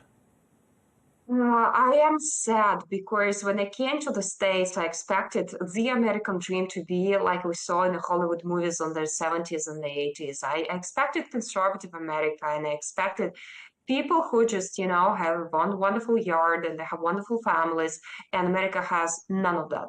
Like, not anymore. It's just they lost the country. And now all of that I see here in Russia. And it's just, the world is upside down, indeed. Do I think that people actually share the views of the US government? Well, I don't know, because I see so many people moving from the States, and they hate the government. Well, and they don't like Russia maybe necessarily, but they don't hate us because people are people. And I actually serve time for having friendship dinners that were paid, by the way, by Americans. And I don't know why I became a Russian agent then, but anyway. So, and the friendship dinners just showed that people want to talk. That's why I support now the civil diplomacy. Well, I did serve time for civil diplomacy, but I was and I am a peace builder, and I will do it in the future because I believe, and you're absolutely right, if people talk to each other, they don't hate each other. And this is the only way how we can never ever have the Third World War, because that's my great hope. I don't want any serious conflict between Russia and NATO, because the whole world will suffer. Well, you obviously must have made friends during that time in America. As you said, you had dinners with them and so on. In spite of your conviction as an unregistered operative in the country, do you have any particular regrets, and are you still in touch with any of those people? Yeah, actually, yes. Some of them incognito, but they come here to Russia. It's very sad that we cannot communicate so much because they're afraid of the US government, that they're going to reach them and, cut them and throw them in prison because I'm under sanctions. And so I don't want to put them in danger as well. But they do travel here because this is friendship. Friendship is eternal. Love is eternal. These are the values that the US lost, but there are still people who are like this. And no, I do not hate the United States. I do not hate Americans, because if I do, it means that the bad guys win. So I don't want them to win. That's why I stay faithful. I believe in God. I am conservative, and I will fight for peace until my last breath. Let me ask you, you, as in the conversation, you always denied being a Russian spy. So what do you think was the reason the justice system there pursued the case and put you in jail? Was it bureaucracy, do you think, or do you think there was a political reason behind it? I was never accused of being a spy, okay? That's in the first place. Never. It was in the media. It had never been in my conviction, had never been even filed as a paper. And they needed a scapegoat. They needed someone physically to actually arrest at the day when Trump and Putin met. Look at the day of my arrest. Do you think it's a coincidence? They arrested me exactly when President Putin and President Trump were first time to meet, sit in front of each other, and they have this very, very loud case. Because somebody in the US, they don't want peace. They want war because they earn on wars. The private military companies are earning a lot of having wars all over the globe. Question is to us, to Russia, to Europeans, Arabs, Chinese, and all other countries. How long are we going to let them do that? Are earning money on our life losses? I don't think that's smart. So they needed a scapegoat. They got a scapegoat. And look, if they would have even one piece of evidence that I am a spy, would they let me go in 18 months? No way. I would serve 35 years now, but there was nothing on me. Absolutely nothing. That's why they just wanted the public case and just throw me out of the country, claim I'm the national security threat. Yeah, you can see I'm very much a threat. And then just, make it. And they're still having fun on my case, saying like, oh, look, if she met someone, that means she, had relationships. They never ever shown one picture. And as a woman, I'm deeply insulted by that because they were claiming almost this relationship with someone. There is no one picture being made. Isn't it suspicious? Well, because it had never happened. This is a fictitious, fake case. This is how Trump says this is fake news. Well, either way, they put you in prison. Didn't that change your view of the United States at all? No, because people are people, and corrupted guys in the government are corrupted guys in the government. And, one thing has changed in me after prison and during my prison time. I spent 4 months on solitary confinement, which is against all the conventions against tortures, but forget about it. I found God, or God found me, I don't know. But I know one thing, that I shall not hate, and I do not hate.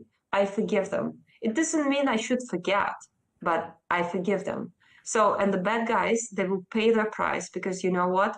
God is just. This is what I believe. I don't need to do any revenge on them. No, that's not my job. God will do everything. And all the people who acted badly, they will get their punishment no matter what. Even if we do nothing and just sitting and watching that, the justice is going to get. So if you have moved on, but, don't you really want to clear your name officially in the U.S.? I actually tried. I filed an appeal case, but the problem is that when you're sentenced in the U.S., you lose your right to appeal because you sign a special paper, or they don't sentence you ever. That's the law. That you cannot appeal and you don't want to appeal, which is maybe sad. And I was very excited when Duran's report got out because there is nothing on me there, because that was the case that they actually based my conviction off, meaning the money that supposedly went from Kremlin to Trump. And then look at the Duran report, there was no money. The question is, why did I serve my time? So would I try to prove that I'm not guilty in the US court now? No, because it's corrupted. It does not make sense. I'll just lose money. In the future, maybe. Well, yes, it's insulting that my name was placed in dirt, because I'm from a family, a very distinguished family of teachers, and I am a teacher by myself.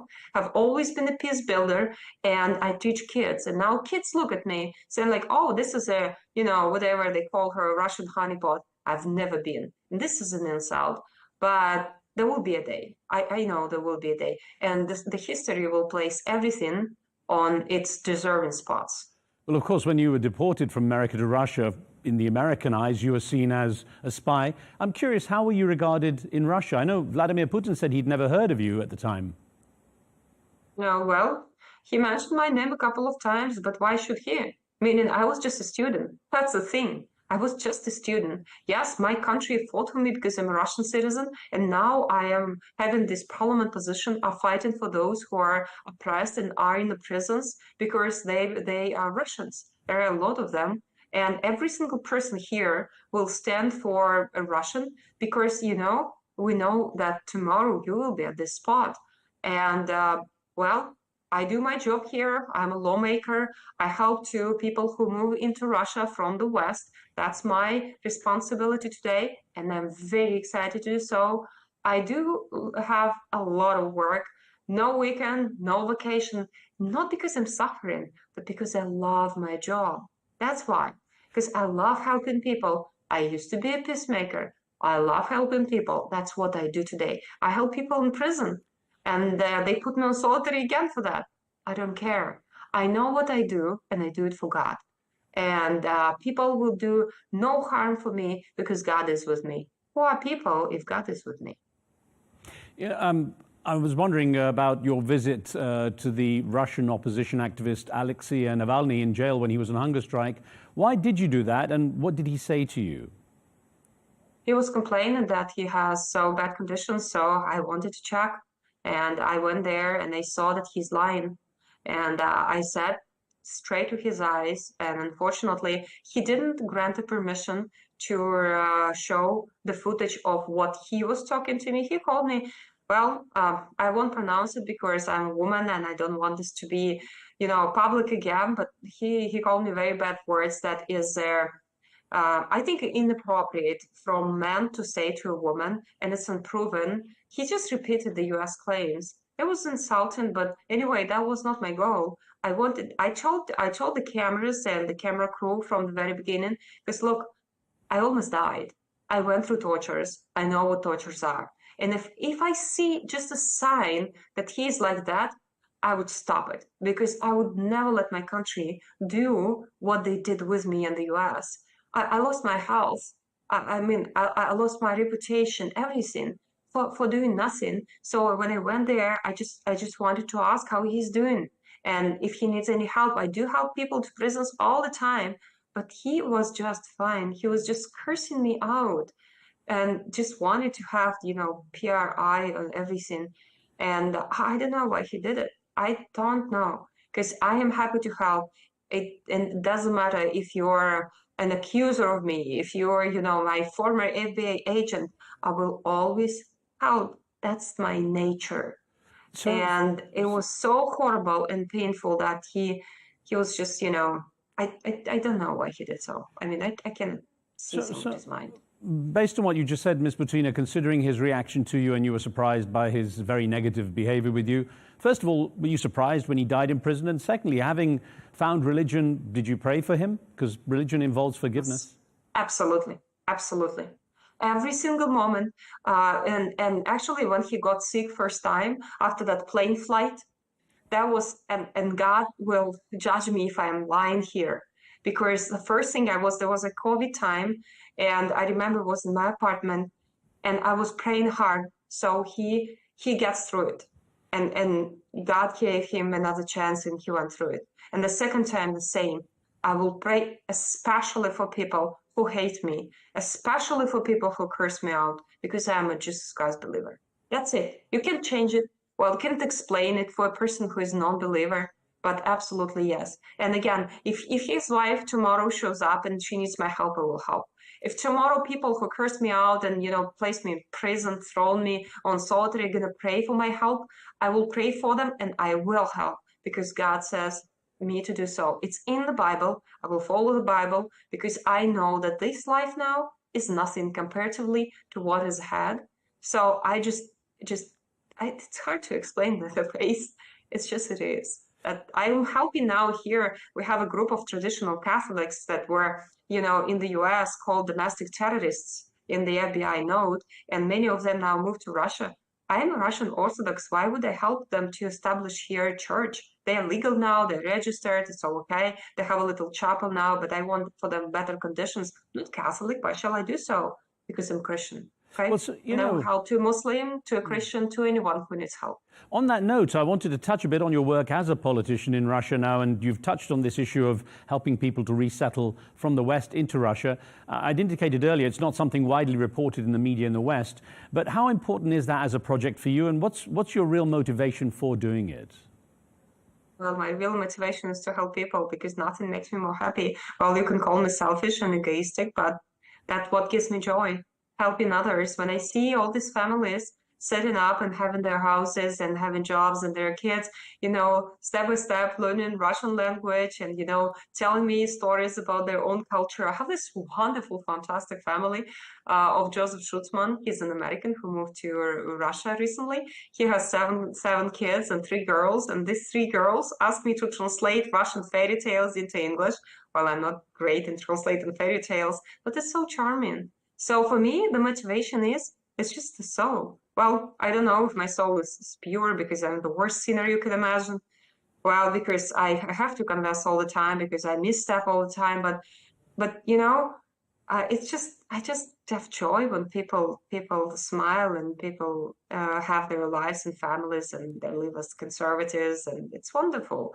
Yeah, we have this program, and actually we just established a group called Welcome to Russia, and I serve on the board. We also have people there with dual citizenship from Germany and France and Australia and Austria, and so those are now Russian citizens. They serve on the board with me because we hold hands. We're holding hands to help to those who are looking for the Salvation Ark, and the Salvation Ark today for conservatives is Russia, and the word gets out. So we have many applications from those people. Well, let me ask you, Ms. Butina, do you think more people will move if there is a peace deal? I don't think it's related. Well, the number one reason why people come here is because they believe in God, they're conservatives, and they hate and they do not accept LGBT agenda. Well, if the US will come back being a conservative state and they stop the LGBT propaganda, then maybe people just, always prefer to keep their homes. But you should understand, they come not because they want to, they come out of necessity, because they know that their kids are trained now and against your will as parents to become LGBT, so you lose your future. So people come here not because they necessarily love Russia, but because they're looking for a safe place where they actually survive and they keep their culture and ancestries until their world and the times to come. That's why. So I don't think it's related to Ukraine or Russia or any military zone. It's more related to their hearts and souls. It's an interesting point you raise about the LGBT community. What's the situation for those already in Russia? What's their current prospect? Well, the LGBT in Russia is banned. And absolutely, the whole movement cannot propagate. You cannot go on the streets and do parades and we are very proud of that. We're very proud that we have God in our constitution. We are very proud that we have mother and father in our constitution, because we don't take any other gender, because God created us this way. And yes, Russia is a conservative state today. And yes, LGBT is not welcome here. Okay? I think that's fine. We don't put people on a treatment or something, but okay, whatever you believe, but you have not bring it to the kids at schools, not on the streets. You cannot do propaganda of LGBT, and you cannot have any official or unofficial movements of LGBT community. Okay, that's just our country. We're a sovereign country. That's what we decided. This is the path we decided for ourselves. Well, Maria Butina, I thank you very much for making the time to join the show. Thank you.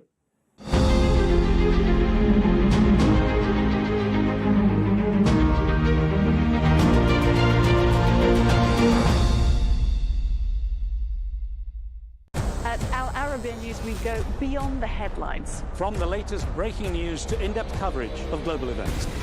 We're not bought or sold. Nobody owns us. The loss of life, the destruction of property. The conflicts are such a terrible thing. Context and analysis to help you see the full picture. The world is in a very dangerous place. Join us on Arabiya News, It's very impressive. where knowledge meets perspective.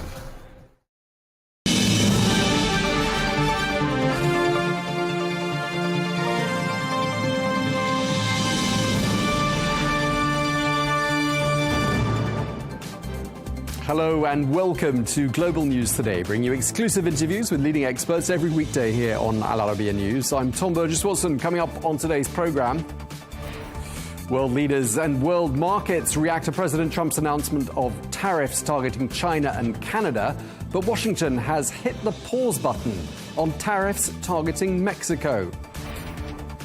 Search teams, including divers, continue looking for the remains of victims of last week's Washington plane crash.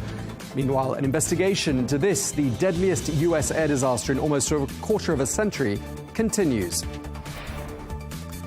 And as Elon Musk hits out at Wikipedia, we asked the founder of the online encyclopedia, Jimmy Wales, what's behind their public war of words? And we ask, what does Wiki do to avoid political bias on the platform?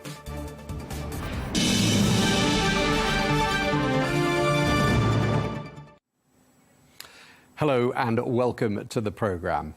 Canada, Mexico and China are vowing to respond after the US President Donald Trump announced a raft of new tariffs targeting their exports to the United States. Well, Canada and Mexico say they are preparing retaliatory tariffs on US goods. And President Trump recently confirmed an additional 10% levy on Chinese goods, along with 25% tariffs on Mexico and Canada, warning that the European Union will definitely be next. Definitely happened with the European Union, I can tell you that, because they've really taken advantage of us. And, you know, we have over a $300 billion deficit. President Trump speaking there. Well, we can speak now to Clark Judge, who is a former speechwriter to President Ronald Reagan, who joins us now from Michigan. Thank you very much indeed for being with us. President Reagan talked quite a lot about free trade during his presidency. Do you think he'd approve of President Trump's approach to America's top trade partners? Well, it was said in the Reagan administration that we were not just working for free trade as a one-way deal, but as a balanced deal. The times have changed. This is not the direction Mr. Reagan was going, but at the same time, we're in very different circumstances. The thing to keep in mind about this, particularly regarding Mexico, to some extent, Mexico, all three of these, but Mexico and China in particular, is it's not just about trade. It's about the movement of fentanyl and other very, very powerful and particularly methamphetamines into the United States. And it's a real crisis. You said I'm speaking to you from Michigan, which is correct. This is part of the upper Northwest. The upper Northwest has been particularly decimated by these drugs, also New England. So this is also, and maybe even more importantly in these cases, about the movement of drugs into this country. China has been shipping precursors plus pill-making equipment to Mexico, and then, according to reports, also workers to create the pills and then smuggle them into the U.S. So this is much more about, this is partly about trade, but it's also about that. But if we go back to economic principles and economic theories that we studied in school, it appears actually that President Reagan quite liked the Scottish economist Adam Smith, who we all learnt about as well in school.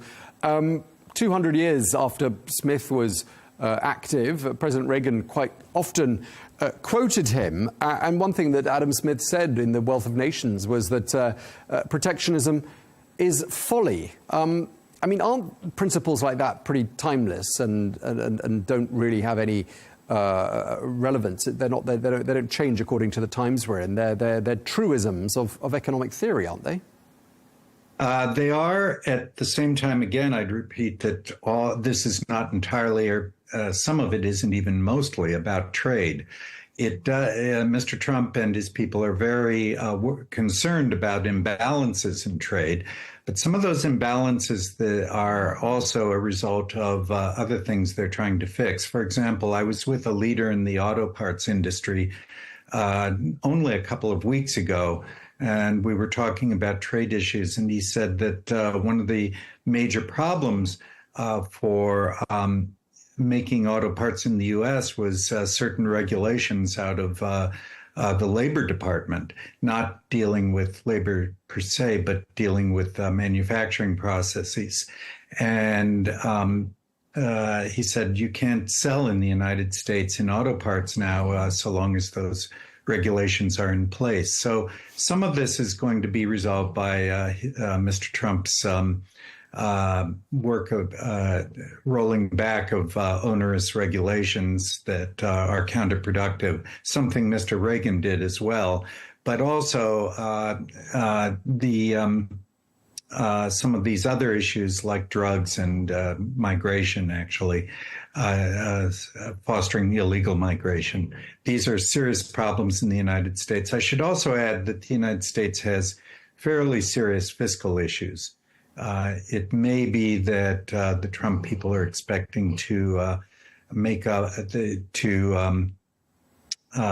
use tariffs as a way to finance some reductions in not just in spending, but also in taxation, which is very counterproductive at this point in the United States. Yeah, and we're talking here about several of America's top trading partners, Canada, China, Mexico, next the European Union.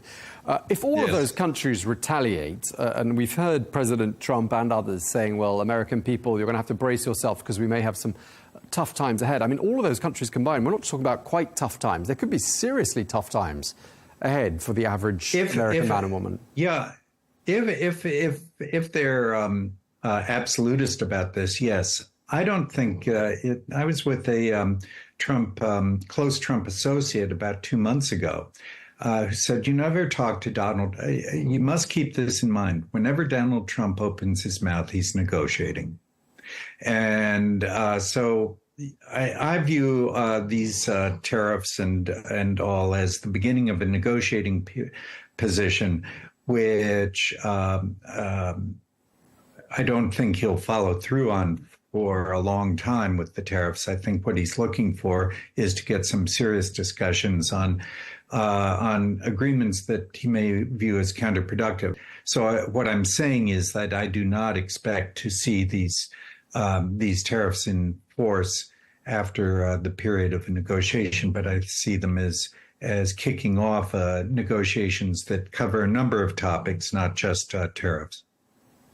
Okay, so we've heard President Trump saying, quote, we're not going to be the stupid country any longer. The United States, he said, has been ripped off by pretty much every country in the world. Where do you see things heading from here? I think he's heading toward, I think this is part of a much larger picture. Some of the ripping off we did to ourselves by excessive spending in the federal government, by excessive regulation, I think you're going to see, and you've already seen in the wave of executive orders undoing things that Mr. Biden did, which were particularly destructive. I think you're going to see a fair amount of that. So but I also think that you're going to see an attempt to negotiate deals that trade agreements that are a little more balanced in their outcome. This is particularly true, balanced in their outcome, both regarding these non-tariff issues, but also the tariff issues, the trade issues. And he's clearly concerned about the imbalance in trade, just as he's concerned about the imbalance in our federal budget. So one way or another, this is part of a larger package that is probably going to be very different at the end than it looks like right now. Okay, so you're not too worried about much higher prices having an effect on inflation and the effect of these tariffs on the jobless situation in the United States. I mean, you don't seem to be concerned that perhaps these tariffs could put several Americans out of work. Well, these criticisms were leveled at him in his first term. And you'll recall that his first term was the first time that what we would call, I don't know how, what we would call working people, people who have what we call here blue-collar jobs, first increase in their net pay after inflation pay during his first term that had occurred in a decade or more. And so I think he's after that. I'm sure he's after that. And he's been a realist, but he's also, his rhetoric is often, as I've said, a setup for his negotiations. And we all know that the issues you said about about open trade, but open trade is a complicated area with a lot of regulation, a lot of issues that are pursued by governments in monetary policy and banking policy and the like that need to be sorted out to get a little more balance. That's where he's headed. And for the United States to get its own financial house in order, which is at least as urgent a question. And just lastly, before we wrap up, I just want to ask you, I mean, we've had 2 weeks now of the second Trump presidency. I mean, what sort of messages is he sending out to the world, and how do you see this new administration shaping up? I think of it as a get-it-done administration. There are a lot of issues that have been kicking around in American politics, in which Republicans have taken one side, often a side very much like Mr. Trump's, Democrats another, but the Republicans haven't followed through or have been frustrated. And there's been a great problem in the Republican base about that. Also, we've had a long period of, except during the years Mr. Trump was in office, we've had, since the financial crisis, we've had a problem with movement of American manufacturing, collapse of American manufacturing. He brought it back. It's during his administration, or at least it came back in that period, and I think it's very high on his list to revitalize American manufacturing and revitalize the incomes of people who are not wealthy and not getting, not with big jobs, but with jobs that have been hit very hard in this area. That is where he got his support. That is why he's ran for office. And I think he's following through on that. All right. Well, thank you very much. We're going to have to leave it there. We're out of time. Clark Judge, former speechwriter to President Ronald Reagan. Thank you for speaking to us. Thank you. Pleasure.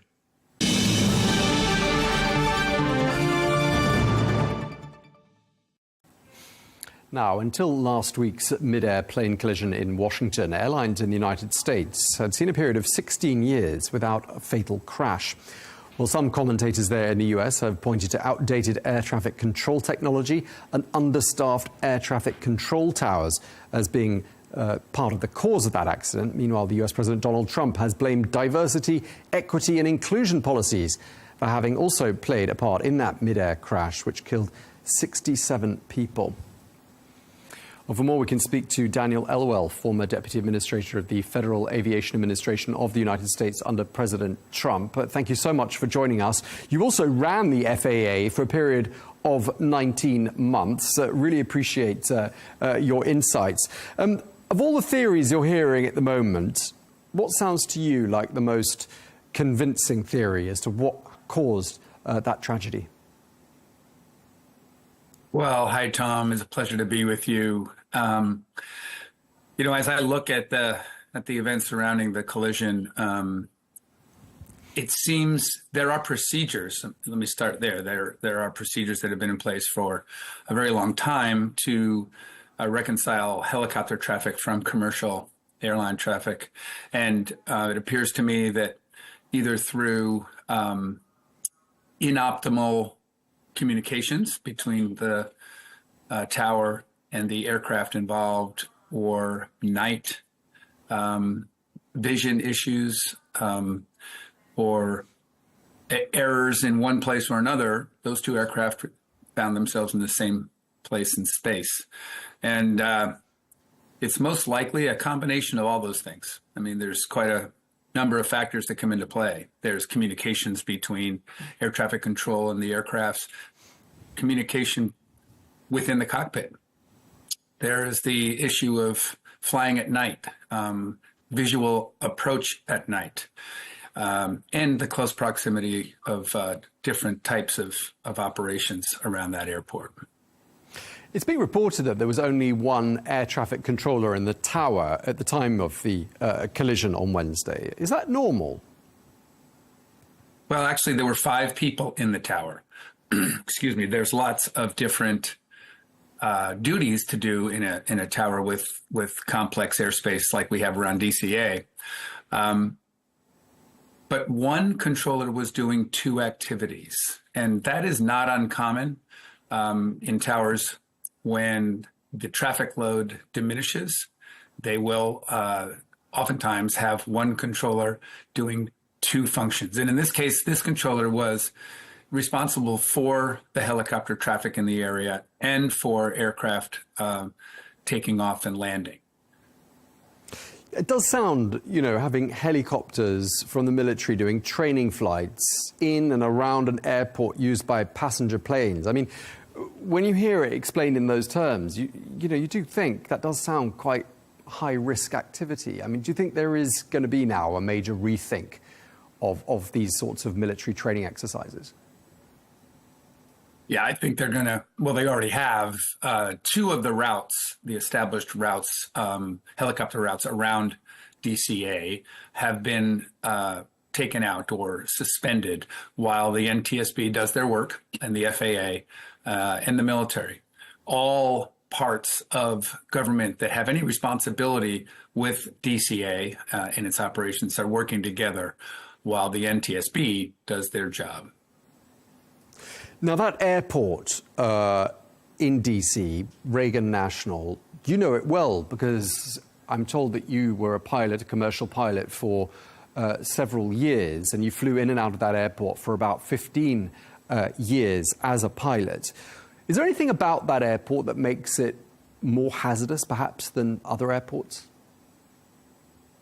Well, yes, I have flown in that environment for the better part of my career. I also, just short ways from DCA, is a military airport that the president uses. It's Joint Base Andrews. I flew out of that airport nearby 10 years as well. The environment there isn't hazardous, but it's very complex. And you're right. Commingling helicopter traffic and especially military and law enforcement helicopter traffic with civilian traffic, airline traffic, is complex. But it's been done for as long as I can remember very safely. And the reason for that is because the helicopter traffic flies established routes at altitudes or ceilings, we call them ceilings, that make it geometrically impossible for an aircraft flying an approach to ever be in a position to hit a helicopter or vice versa. And that's why it is clear that those established routes and altitudes were deviated in some way. But what we have to find out is how much it deviated and why. Yeah, and then there's a fact that really stood out for me as well while doing my research, and I'd like to get your take on this. I'm told that Reagan National Airport in D.C. has its main runway holding the record for being the busiest single runway in the United States of America. I mean, one wonders, with the amount of air traffic in the area, the number of extremely important seats of power, not least the White House, the Pentagon, and Congress all so nearby. I mean, is that airport, with a runway like that overcrowded, is it fit for purpose? Well, it is fit for purpose, and the purpose is to be able to move many of those both high-level dignitaries and military training that has to happen around it.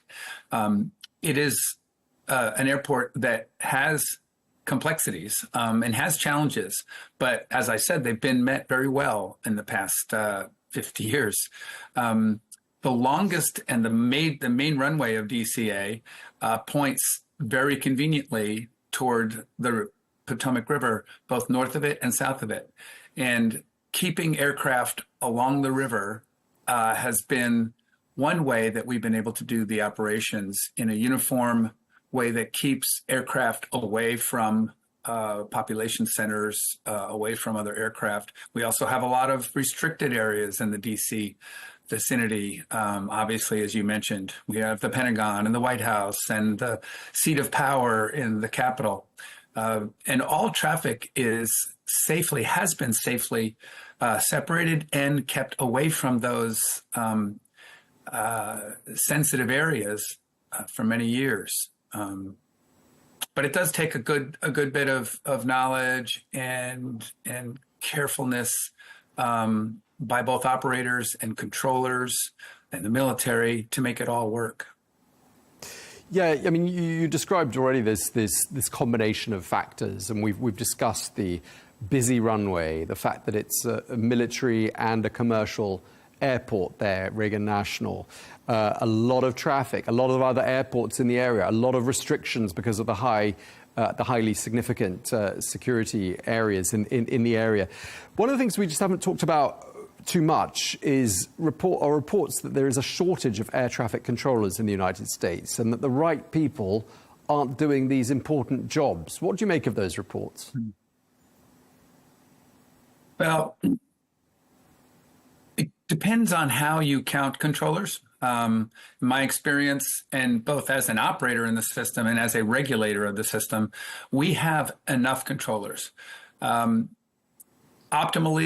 just like safety inspectors and other government officials, optimally, you'd like to have more than enough. But the amount of controllers that we have today has been extremely safe. You mentioned it in your intro. We have not had a commercial airline crash in the United States until this one for 16 years, over 8 billion passengers safely carried in that time. And the reason for that is the professionalism of the controllers, the pilots, the manufacturers, the repair people. It has been an amazing safety record. Now, the DEI question comes into play when people are brought into this profession through a policy that looks at the person's various race, color, ethnic backgrounds, rather than their skill and expertise. And for controllers, I don't think that has been as big a factor as the press has made it out to be. Do I think it is a factor? Yes. There were a number of years where certain screening procedures were in place so that it was possible to have people come into the controller workforce who were less qualified than people that didn't make the cut. So that's being remedied. And I'm confident that the system is as safe as ever, despite the crash. The system is as safe as ever. It is the safest system in design today. And we always endeavor to make it better. Yeah, but I mean, it was the President of the United States who suggested that these non-discrimination initiatives had played some sort of a part in that tragedy of last Wednesday. I mean, do you agree with that? Well, the way the President discussed it, he said it was something that he wanted looked into, that he felt it could be a contributing factor. And I agree with that. But to find out if that's the case, and the President knows this very well, to find out if it is in fact a contributing factor is going to take some time, because you're going to have to look at all of the personnel and their credentials and their performances, both in the tower and in the aircraft. But yeah, I believe that it definitely deserves investigation and examination. I mean, it's a really important job. It's a really important job and a really specific job that requires, I mean, I'd imagine an awful lot of discipline and a specific mindset. Mm-hmm. I mean, did you see evidence when you were in office of people in air traffic control towers who shouldn't have been there? I personally did not see that. Anecdotally, there have been reports that could be the case, but that's true really in any profession and in any industry where it is a stated goal to reach certain levels of underrepresented people in a job that requires a very high level of performance and expertise. And in aviation, there's really no place for that. And I've talked to the President. I know where he is on this, and he truly believes in absolute colorblindness, and meritocracy has to reign in an industry and a government organization that requires so much expertise. Just looking forwards to, the time when we have some more definitive answers as to just what happened last Wednesday. The black boxes have been recovered now from the helicopter and from the passenger plane. An investigation is underway. It's going to be a really complex investigation. I'm sure these things take time, but how long? When do you think we'll get some answers as to just what happened and what went wrong? Boy, that's a really hard question. I've been in this business a very long time, and I've seen accidents that you think are cut and dry, and you don't hear a final report for over a year. And then those that seem incredibly complex, they come out with a cause and contributing causes fairly quickly. So it's hard to predict. I know, though, that when there are extremely high profile and tragic incidents like this, all the forces, they put everyone on this. And in this case, you have FAA, the Department of Defense, and the full forces and expertise of the NTSB on this. I think that we could have, if not the full report, we could have a very good idea of what went wrong and how it went wrong, I would say within maybe 3 months. Okay. And just lastly, in terms of what we might see change as a result of what happened on Wednesday, I mean, you mentioned already some changes of policy at Reagan National with regards to helicopters using that airport. But do tragedies of this kind tend to trigger a big rethink in how things are done when it comes to aviation safety? Yes, they do, Tom. You're exactly right.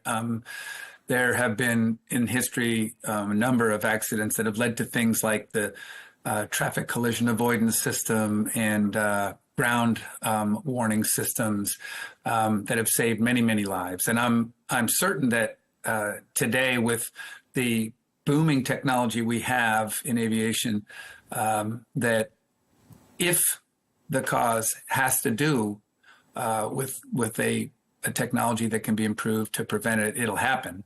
But especially in the United States, we have aviation infrastructure system that is in need of increased investment. And we will be looking closely at that in the years to come. Okay, well, thank you very much indeed for taking the time to speak to us here on Al Arabiya. Daniel Elwell, thank you very much for your time. My pleasure, Tom. Thank you.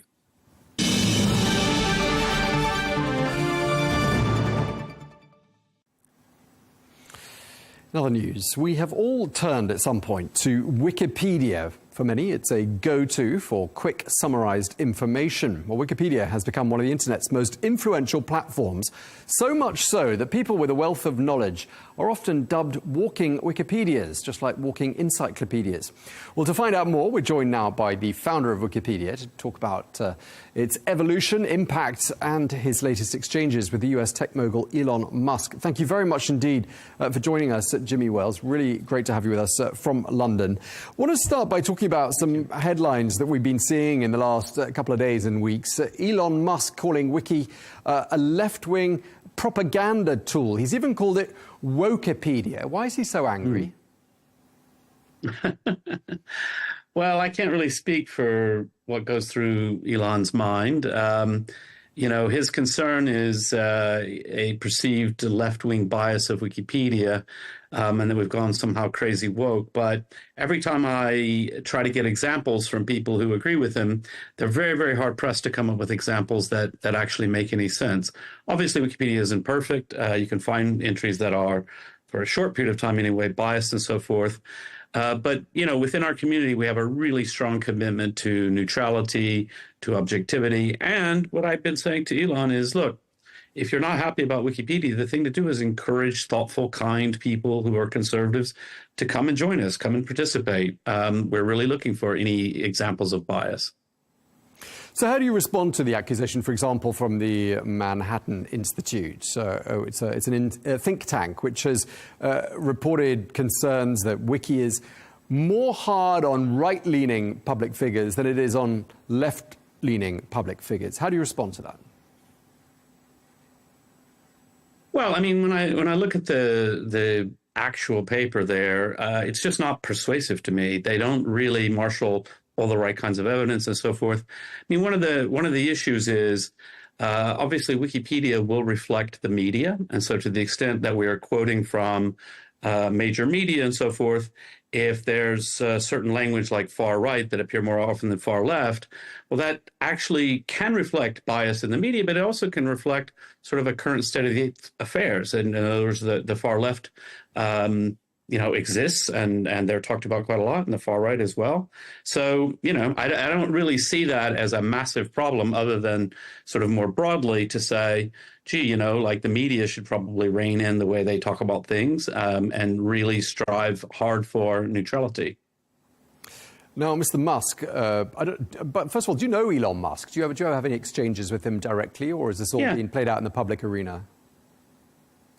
No, yeah, I know him, and he's very friendly. Friendlier privately than publicly, let's just say.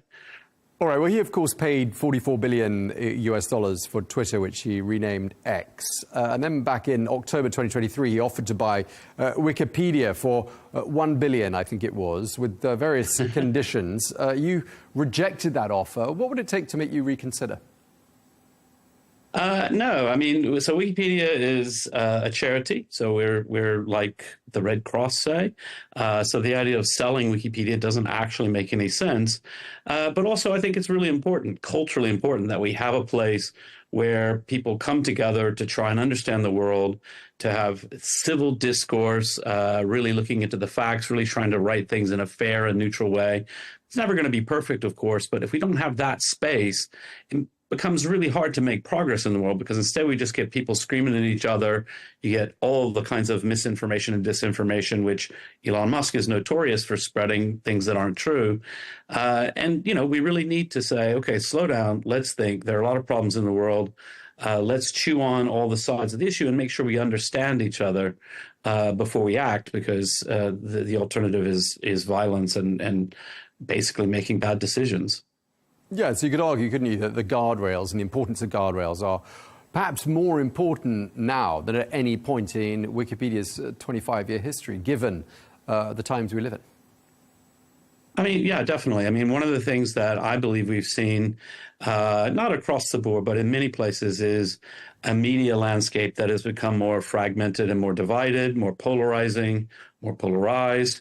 Certainly in the United States, you can say politics is extremely polarized there, both the public's view of politics, but also in Congress. The instances of people working together in a civil way to find compromises that work for more people are very hard to find these days. It's really like whoever's in charge pushes as hard as they can, rather than saying, okay, let's try and work together and govern effectively. So, yeah, I think definitely there's ideas of building trust in each other, building trust in the knowledge that we have is more important than ever before. So just to be clear, before we move on, Wikipedia is not and cannot be for sale. It is not and cannot be for sale, no. No interest whatsoever.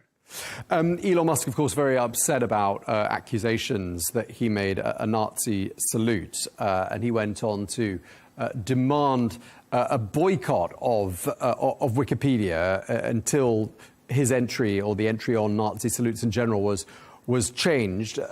Have people heeded that call to stop funding Wikipedia? No, I mean, actually, we normally get a nice surge in donations every time he says don't give money to Wikipedia. It's sort of like he's kind of seeing fewer car sales with his behavior. People don't do what Elon says. They respond to Elon in certain ways. And I think he's doing himself far more harm than he's doing to us, that's for sure. But we do worry about it, of course. Okay, he wants that defunding to continue until balance is restored, he said. So you're saying that his declarations of this kind have absolutely no impact on Wiki's finances? No, not that we've seen so far, and I think it's unlikely that it would. I mean, I think people can look at things and say, gee, actually, the The piece he was complaining about the salute, Wikipedia didn't say it was a Nazi salute. Wikipedia reported that he made a gesture, reported that lots of people said it looked like a Nazi salute, reported that he denied it. And those are just the facts. Like, there's nothing controversial about saying that's what happened. If Wikipedia said Elon made a Nazi salute and we don't care if he said he didn't, we say it is anyway, then we would be biased. Then that wouldn't be fair. But to say, look, here's some facts, here's some things that happened, you know, learn about it and make up your own mind. It is, of course, a very unusual model. It must have sounded extremely revolutionary, you know, when it was launched 25 years ago, being a participatory encyclopedia. I mean, no one had ever heard of one until 25 years ago. But how do you go about making sure that it's got neither a left-wing nor a right-wing bias? Well, I think there's no real magic to that. I mean, it really depends on us having a healthy community, on having an openness to dialogue, openness to discourse. You know, we have rules about neutrality, rules about quality sourcing. It really, you know, it could go in a really bad and a really dark direction. I mean, people used to be concerned to be taken over by trolls or whatever it might be. Instead, we just have to, you know, it's like, how can a journalistic organization make sure that they're adhering to proper journalistic principles and really reporting fairly on all sides? Well, there's no magic button. You just have to do it. It's hard work, and you have to really think about it and be passionate about it. Do you have any role in the sort of the day-to-day entry writing of Wikipedia entries? Do you ever see something and call it out? Rarely.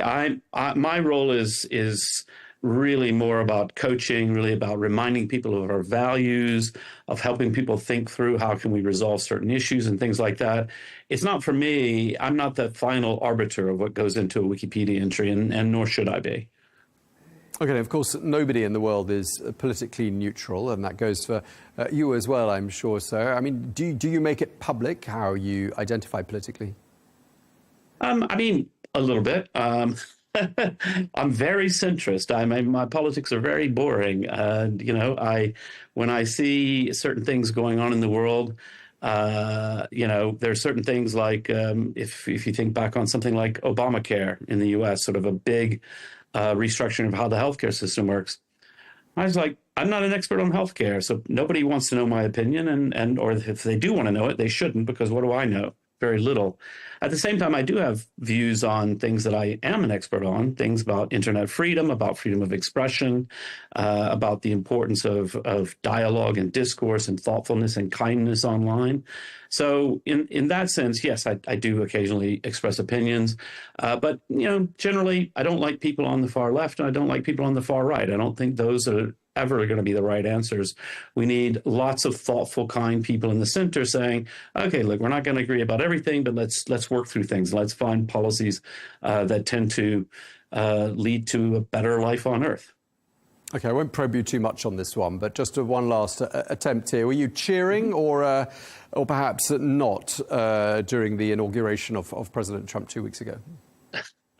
I mean, definitely not. But I think I should hasten to add, I really dislike Donald Trump's style. I don't like the way he behaves. I think he's arrogant, disrespectful, the opposite of the kind of thoughtful discourse that I would like to see. And all of that is about him personally, not about any particular policies, although, to be fair, I disagree with a lot of his policies, too. I agree with a few of them. You know, I mean, Elon's working very hard to cut waste in government, and that's obviously a huge amount of noise right now about that. Well, what does that mean? I'm not sure, but I certainly would like to see less waste in government. So, you know, to some extent, I think it's good if the government is taking a hard look at everything in a much more business-like way to say, where are we just wasting money doing things that we shouldn't be doing in the first place? Great, I'm all for that. I might agree or disagree with 1,000 different cuts in various places. But, you know, I would prefer if we were doing all of this in a less combative and less hostile environment.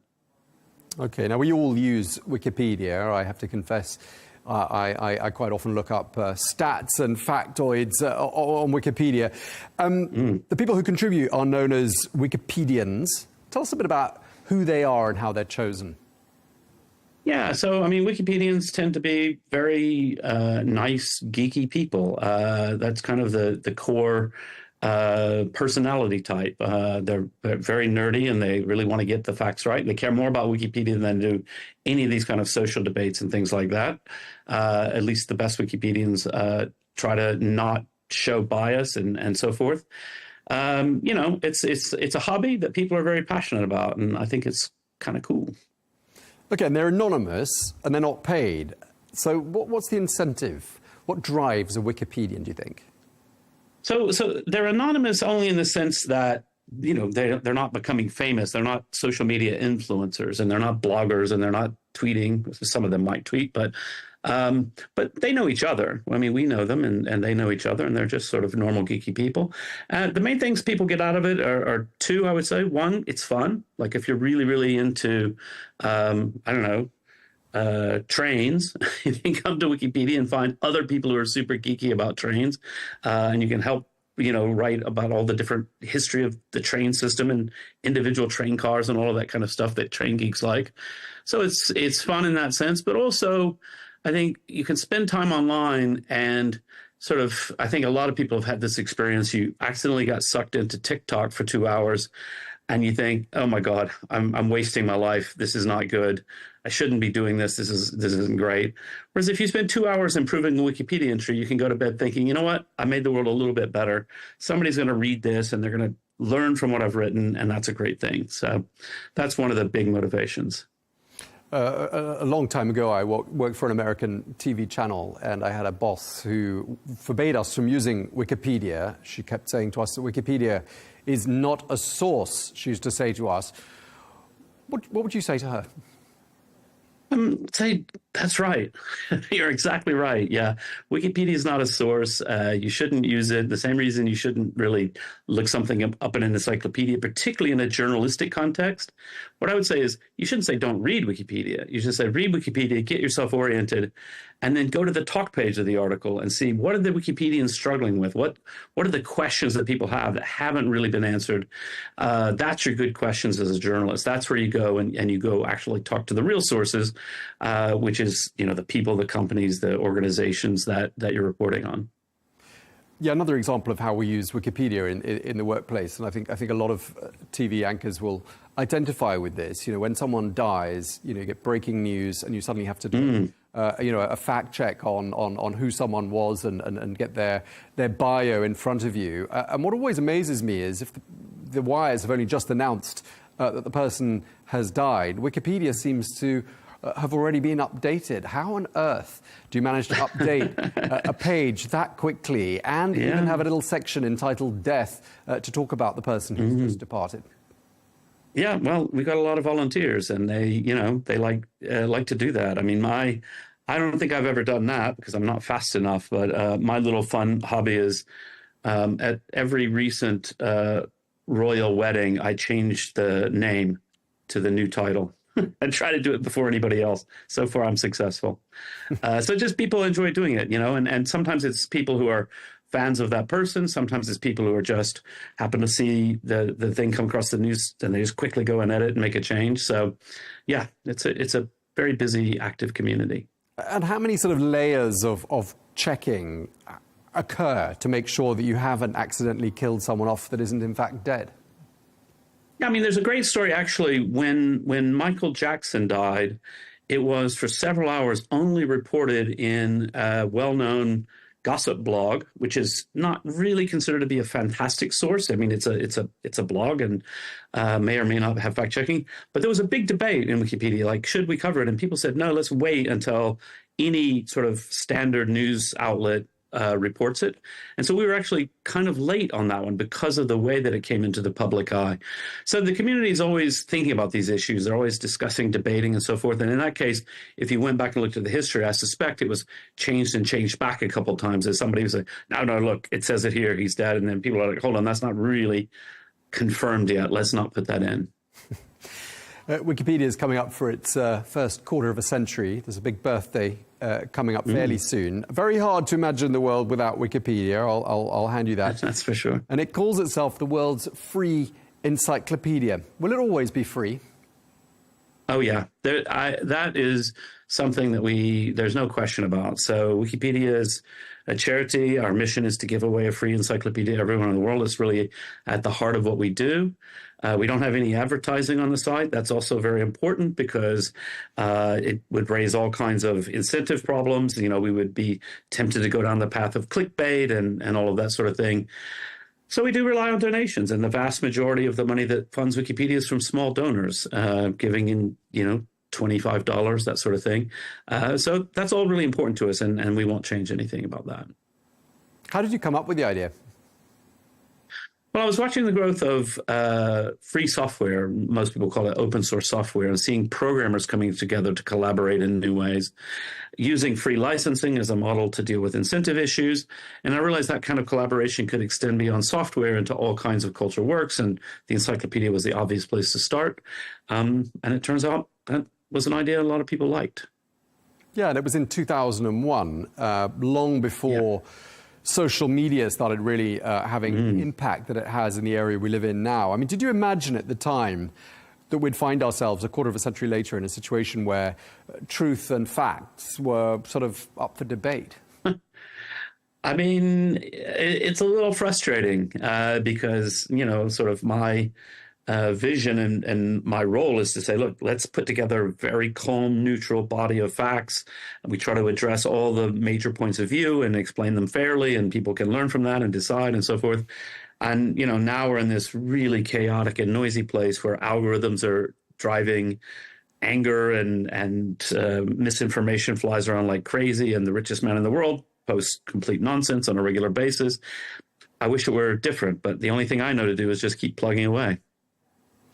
You recently said that the decline of trust in journalism and politics, quote, sometimes translates into people feeling more angry and lost. Correct me if I'm wrong, if I've misquoted you. Were you talking specifically about the United States, or do you think that's something, do you think the same can be said of lots of other countries as well? Yeah, I'm not sure that was an exact quote, but it's close enough. It sounds like me. Yeah, I think it's a problem not just in the United States. I think it's felt particularly acutely in the United States, but I think all around the world we've seen a decline in local newspapers, a rise in sort of fractured publics. You know, some places are better than others. Some smaller countries are more harmonious societies to start with. They don't have the same divisions.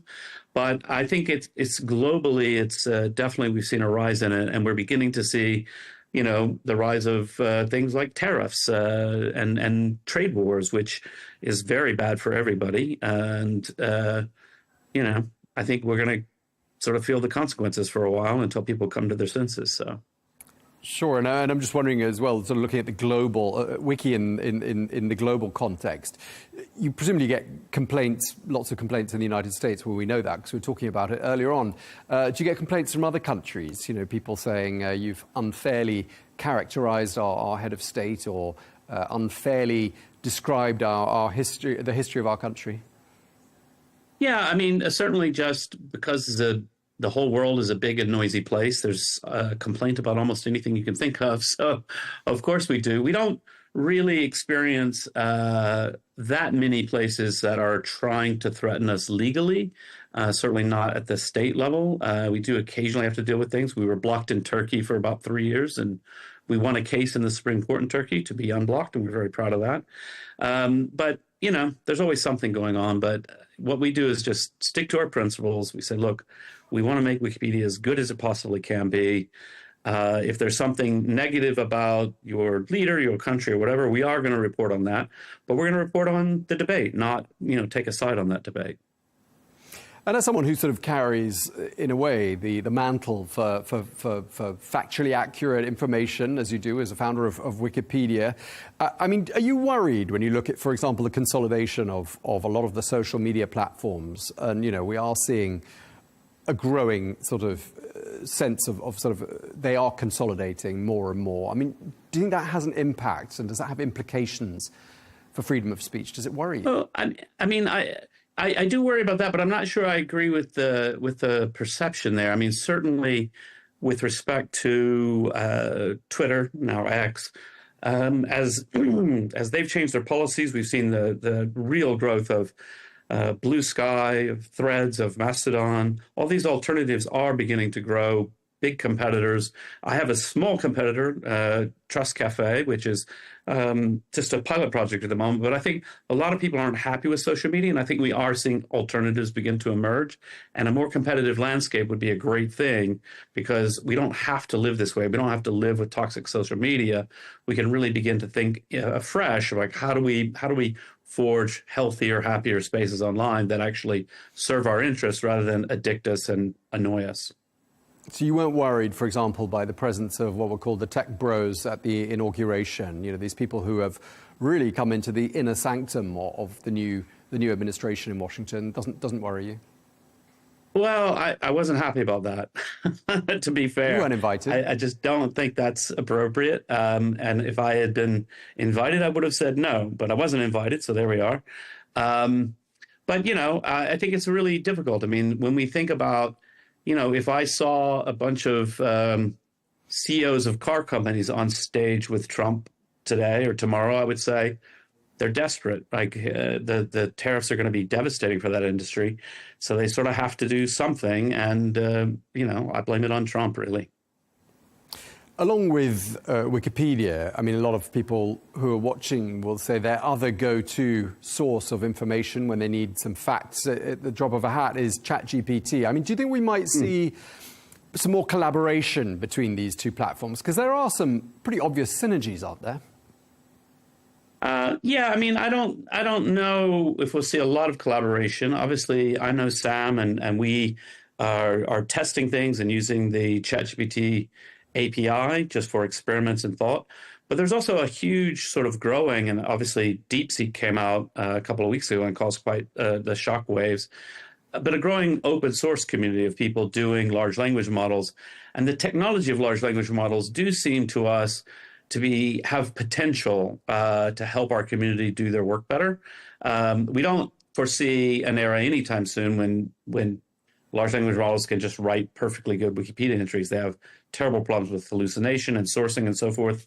But the idea of, well, we were talking about bias earlier. How about a bot that simply goes through Wikipedia looking for articles that are biased and aren't reflecting their sources very well? That sounds useful. It's something I think our community would be very interested in saying, oh, let's take a look at the output where the AI thinks we have bias. Now, if it's wrong all the time, then, well, people won't use it. But I think there's some potential there. So I think there's some real excitement around what this technology might mean for us. So just to wrap up, artificial intelligence, you're saying, does have some sort of a role to play, but you're not going to be using it anytime soon to write Wikipedia entries and replace those trusty Wikipedians that you were talking about just a moment ago. Yeah, for sure. I mean, I can see it working in a helper role, a suggester role, but we're really strong about human in the loop. You know, get a group of Wikipedians together to chew on things and figure it out. And if the AI can join that community and help out, that'll be great too. All right. Well, we're going to have to leave it there. Thank you very much indeed. It's been a real pleasure talking to you. Jimmy Wales, founder of Wikipedia. Thank you very much indeed. Bye.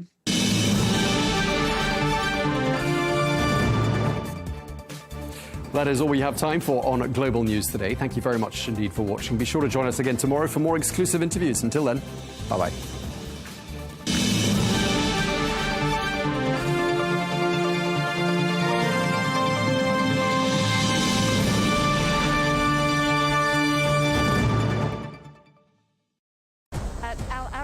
We go beyond the headlines. From the latest breaking news to in-depth coverage of global events. We're not bought or sold. Nobody owns us. The loss of life, the destruction of property. The conflicts are such a terrible thing. Context and analysis to help you see the full picture. The world is in a very dangerous place. Join us on Arabiya News. It's very impressive. Where knowledge meets perspective.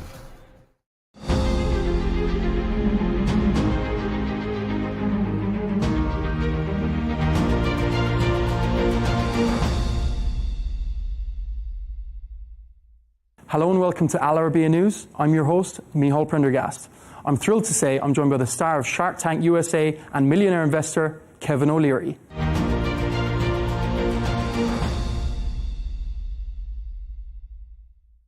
So Kevin, the world has been shocked about the return of Donald Trump. Are you shocked? No. The Democratic Party lost its way. They're no longer in touch with the electorate. There was a certain arrogance they had, and I think the problem started when Biden left the ticket, because in the democratic process, usually you have a convention, and so you start from scratch, and that process weeds out any weakness in candidates. If they have an inability to articulate their position, for example, or they're not able to debate their colleagues or whatever. But the other advantage of the convention, and there's been many very famous conventions back as far as the 40s, 50s, and 60s, is that the party realigns itself with a new message because it's trying to figure out what's the best candidate for the times. And they also get a tremendous amount of press, almost 5-6 weeks of press. That's not what happened here. What occurred was, I don't know if you want to call them the party elite, but the Pelosi's, the Schumers, the Obama, the deep even state, some movie stars, you know, they said, well, we're going to anoint Harris. And that was a mistake because Harris, well, a very fine person, I'm sure, has never won anything. And last time she tried this, she didn't get a single delegate. So in 2020, in 2019, she failed. 2020, she failed. She failed again in 2024. The analogy, I think, that is best serving this thing is the Super Bowl of all political contests on earth is the American presidential election. There's no greater political event on earth. And if your quarterback gets injured, which is what Biden was, you don't put in a new quarterback that's never played a game or ever won one, ever. They got shellacked, and they've learned an important lesson. I looked at that map, the electoral map, while covering the election. It was turning redder than a lobster being boiled.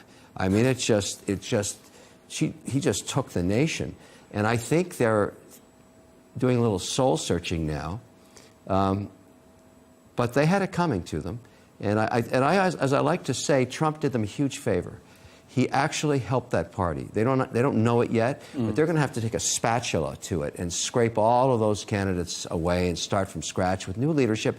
They'll be a very competitive party. There's a lot of talent in the Democratic Party that never got a chance to compete. Now they will. Yeah, and speaking of Donald Trump, I've heard you say every Democrat has to thank him for saving American entrepreneurship and the American economy. Yeah, the concept, some of the ideas being proposed, specifically taxing unrealized gains, that's un-American. The idea of price controls, Soviet-style price controls, that's un-American. The focus on gender identity was not the #1 concern of people that can't even afford chicken on their kitchen table. So when you get that lost, the system corrects itself, and that's exactly what happened. That's the amazing thing about democracy. When you try and stretch it too far in any direction, boom, it self-corrects. Now, you happen to be in the way of the self-correction, you get decimated, and that's what happened to that party. Yes, and the effect of social media has been really interesting. Obviously, Elon Musk has played a huge part. Obviously, he paid $44 billion. Do you see that as a good investment in the future of free speech? Well, as an investment, it wasn't a good investment because it's valued now at 11 to 12 billion. But that doesn't matter. What he did do is keep alive the concept of free speech, because in a democracy, you're always dealing with 2.5% lunatic fringe. The cost of freedom of speech is the lunatic fringe. The minute you try and shut down the lunatic fringe, you're moving away from the concept freedom of speech. Everybody has a voice. You may not like what they say, but because they're part of the narrative, that is the core and the DNA of democracy. And so many ideas get tested, some get thrown out. And when you try and change that, again, the system self-corrects, and that's what happened here. So it's a very divided country now. We are going to have a new president with a full mandate. I mean, it looks like he's going to win the Senate and the House and the presidency. You can get a lot done for the first 2 years when you control everything. And so that's what's going to happen. And obviously Trump in his first 4 years, it might have been called a little inexperienced. I think this time he won't mess around. Well, he's actually signaled the market that he intends to hire seasoned veterans, AAA players, that don't have a mandate to go in the White House and write a book 6 weeks later after they're fired. He doesn't want that. He doesn't want a rotating door anymore. He wants A players, and he's grooming his, he's got some very interesting people working on the inside to find the right people for every single position in cabinet. And I think it's going to be a fantastic government because it's going to focus on what the people want. They want security at the border. They've already said that. They want a reduction in inflation. The way you do that is you reduce energy costs. They want to strip away all the regulatory environment that the Biden administration put on. $1 trillion worth of burdensome regulation. He will tear that off like a Band-Aid, rip it right off, and the economy, as you can see, indexed by the market, the buoyancy that happened as soon as they figured out that he was going to be president, was pretty happy with that outcome. This is good for business. And when the economy is buoyant and people are getting employed, it's good for everybody. So, you know, the Democrats are licking their wounds, but in 6 weeks, everybody forget about it, and we'll move on. It'll be a great thing for everybody. I think the U.S. is in a renaissance period. And I'm not really shilling for politicians. I never do that. I shill for policy. I care about policy. I care about entrepreneurship. I care about investing. I care about the American dream. I'm an ambassador for it. I want that to work because my family, you know, is American and they're working in the U.S. I want the best we can get for that country every day. And this is how you do it. And speaking in terms of efficiency, Elon Musk has famously, he sacked or he got rid of 85% of Twitter, and it's still running pretty flawlessly. There's been a lot of speculation that he might get the Secretary of State for Government Efficiency. Would you like to see that? What could someone like Elon Musk do in terms of saving tax dollars? I don't think he'll take an actual specific role in cabinet. I think what he will do is be a consultant for the American people, identify inefficiencies, and get the whacking stick out. I love that idea. I love the idea that we've never really scraped the fat out of the federal government, and it's big, porky, fat, dripping with opportunity to cut. But the only way you can do that is you need a mandate from the top dog, the president, because no agency wants to be downsized. You walk in saying, I want to fire a third of you. They're not going to help you. But he'll identify opportunity. I call it release the hounds. Because what taxpayer, regardless of what your politics are, red or blue or independent, who wouldn't want to save money by just chopping out all the waste in the federal government? And I think if there's one man that has the ability to do that, proven executional skills, it's Elon Musk. So I really endorse this idea. Well, I think it could be a great team, obviously, with Donald Trump and the art of the deal. To speak on the international scale, with tariffs, obviously it's a word that Trump has bandied around a lot. What does that mean for, I suppose, the average Joe in America and for the future of international trade? We're looking at China, we're looking at EV production. What do Trump's tariffs mean? So tariffs were used as a form of rhetoric weaponry during the election cycle. Harris called them sales tax, like a VAT tax that we have in Europe. That's not what they are. In fact, there's a bill cruising around the Hill right now in the U.S. It's a tariff reciprocal act. And what it says is any of our trading partners that impose tariffs will put a reciprocal, identical tariff. So if Germany puts 10% on cars, we'll put 10% on their cars coming to the U.S., that kind of thing. And of course, you know, there's a new act, the new NAFTA 2.0, if you want to call it that governs Canada, the United States, and Mexico, big trading partners. The one entity that I think you're going to see a lot more pressure on is China. China doesn't abide by the rules of the WTO. They joined in 1999 with all kinds of promises to play by the rules, and they never did. So I'm an advocate for using tariffs to squeeze their heads like teenage pimples. And the way I make that is, point that out, is to say, look, the only way a supreme leader stays in power perpetually is everybody has bread and butter. You have to have a job. Otherwise, you ride against the supreme leader. And that's just the way it is in a communist dictatorship. So the way you squeeze the supreme leader's head is you say, look, let's pick a sector. I'm just going to use an example. Yoga mats. Let's say the U.S. orders 1 million yoga mats a week from China. You put a 400% tariff on it. And all the people making yoga mats in China lose their jobs, and they don't have any bread and butter anymore. And the Supreme Leader goes, oh my goodness, I don't have any jobs for these yoga mat makers. And then you say, well, where else can we inflict some damage? Let's do it in this sector. Put on 400% tariff there, squeezing that teenage pimple till it pops. Then he gets on an airplane and flies to Washington saying, just kidding, just kidding. I want to work out and be part of the, Reciprocal Tariff Act. Because China only understands the stick. They don't understand anything else. It's a game of chicken. Well, Trump scares his adversaries because he's unpredictable. He's just very unpredictable. When you know what your adversary is going to do all the time and they signal it to you beforehand, you're not scared of him anymore. They're scared shitless of Trump. And that's, excuse my French, but that's basically how it works. That's why you're seeing all these guys saying, oh, we want to have peace now. No, we want to stop. Because he's very unpredictable. So in the case of China, squeezing the Supreme Leader to the table is a good thing. So I would like to go to 400% tariffs. Because I do business in China. They don't play by the rules. And how about on EVs? Because obviously, even a 20% or even a 30% tariff on EVs, I believe in the EU, they're trying to flood the market. Obviously, Germany's not happened. We've seen Volkswagen cut 1,000 jobs in 2 months ago. The point is, tariffs are temporary. They're a negotiating tactic. But if you're going to put them on, don't screw around. Go to 400%. Make it impossible for them to sell any widgets anywhere. So if you put 400% on an EV, no one's going to buy it. Only the Chinese can buy it. So all the people making the EVs, no bread, no butter. That's how you do it. Now, if I was the minister of Chinese head squeezing, that's how I would do it.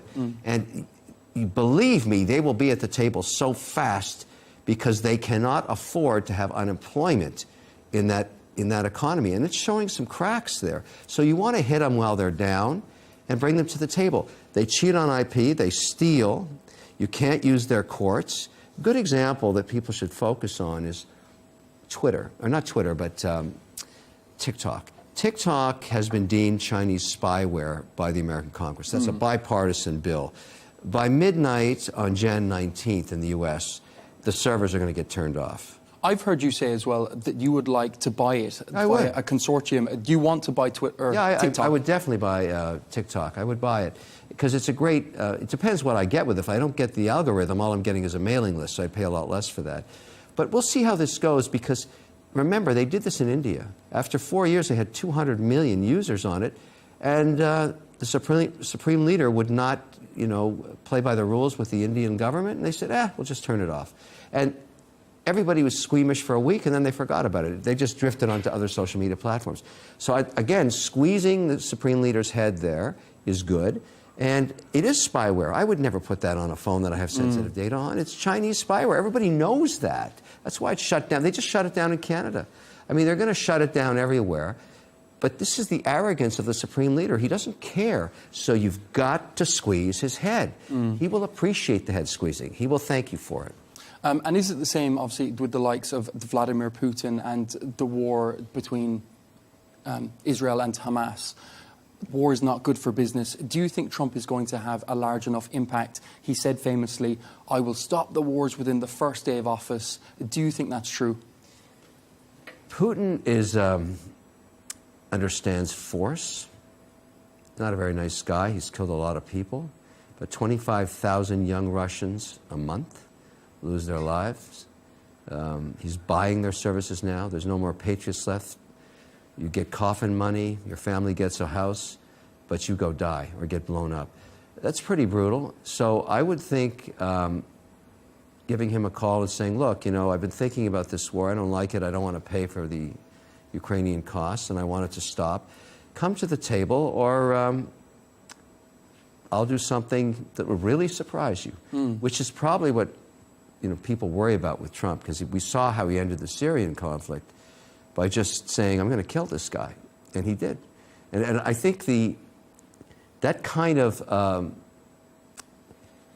erratic nature is what these adversaries worry about. Now, a lot of NATO players don't like to hear this, but I think war's horrible. I think all these people and children losing their lives is horrible. It's just Somebody has to stop this. Exactly, and on a human level, but as well as obviously markets. So the world affects is the bread and uncomfortable. butter as well. So you're taking food off of people's tables, affecting jobs as well as the human suffering. It's bad all around. It is. So I think people are willing to try a different way. Now, whether it's Trump successful or not, we'll see. But this carnage of death of young children, I can't watch it anymore. No one can. Of course. It's got to stop. Then, moving on to cryptocurrency, we've seen markets as well as the price of Bitcoin increase. It broke $72,000, I believe, in the past few days.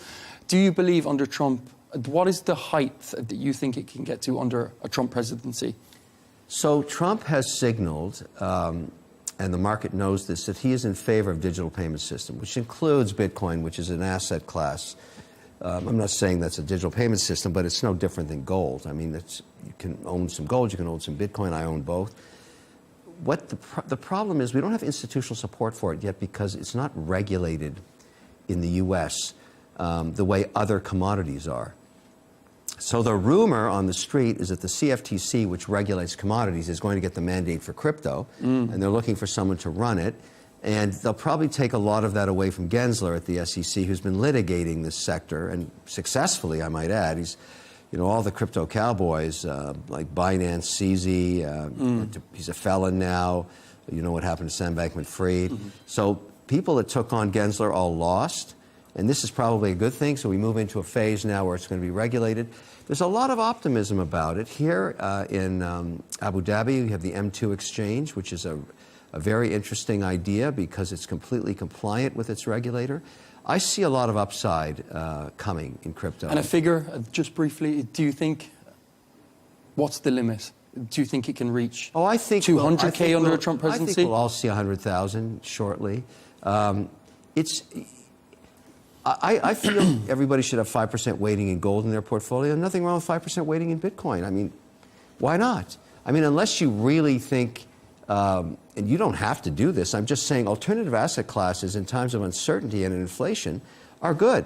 I mean, I own gold and I've had it my whole life. I was given a locket from my Irish father when I was 11 years old that had a gold coin in it. That's when I fell in love with it. I've had that ever since. And I own bullion, I own ETFs. I mean, gold is gold. The Romans loved it, I love it.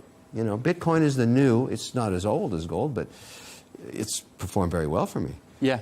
And just lastly, speaking on gold, obviously to have Kevin O'Leary, Mr. Wonderful in the studio, it would be a shame if I didn't ask about watches. You are, I would say, the most famous watch collector in the world now, doing millions of views on YouTube every month with the likes of Teddy Baldassar. He has just opened his new watch shop. I want to ask you, would you ever think of entering the watch strap business? The red bands are synonymous with you. It's a great question, but what I've learned about watch collecting and getting access, I mean, the thing that in my journey into horology is, in order to get watchmakers that are really unique, who make only a few pieces a year, you need to be known as a collector. And what does that mean? It means that you support the art. It's no different than contemporary art. And you don't flip them. So flipping a watch, when you get a reputation for buying it at the entry price from the watchmaker and then turning around and selling it for 4 times that the next week, you're not a collector. You're just a flipper. And the watch community is very small. It's in terms of the makers, there's probably 25 makers of consequence worldwide. The word gets out overnight that you're not a real collector. And so it takes a long time to earn the trust of an F.P. Journe or Simon Britt or any of these makers. And I'm known I've never sold a watch. And so I have a very vast collection, and I'm a dial guy, as you know. So I'm always looking for the new dial. I'm wearing a Moser, a unique dial here. And of course, this is a classic Daytona. I thought, this is New York time, this is Abu Dhabi time. And so I support. The thing about getting into the business of retailing watches or retailing bands is all of a sudden... I'd buy it, Kevin. Yeah, no, I'm 100%. You're no I'll pay a pretty penny for an O'Leary band. But I'm very fortunate. Every watch company knows I won't wear it unless it has a red band. So They don't even offer me watches if they can't put a red band on. I would never buy them. So my whole thing's red band because it looks fantastic. Great with gold, great with platinum. I mean, this looks gorgeous.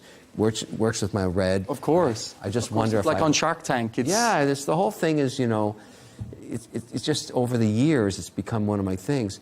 But each maker, watches are really a beautiful thing because they mark a period in your life. Every time I do a big deal, I buy a new watch, and I associate that deal with that watch. And you know, my daughters try and steal them, my wife, my son. Nobody gets to touch my watches. Like, that's it. That's the one thing that I've got. They're in vaults all around the world, you know, and I just love it. I just have so much fun. And the reason I like it is the community of watch collectors that I know all around the world are very eclectic. Surgeons, artists, financiers, royalty, you name it. And journalists? Yes, journalists. We share the passion of watches, and I think it enriches my life. Great. Kevin O'Leary, a millionaire investor, host of the Smash Hit Show at Shark Tank. Thank you so much for your time. You got it. Thank you.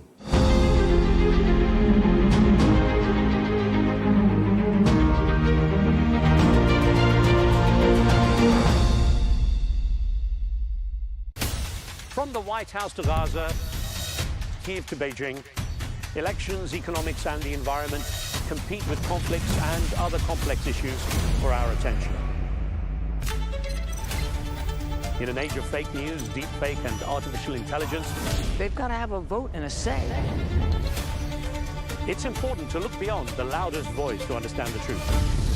From newsmakers to groundbreakers, My campaign is going very well. Presidents, prime ministers, princes and peacemakers, and cultural tastemakers. As Arabs, as Middle Eastern, we're too emotional. Join me on the Risk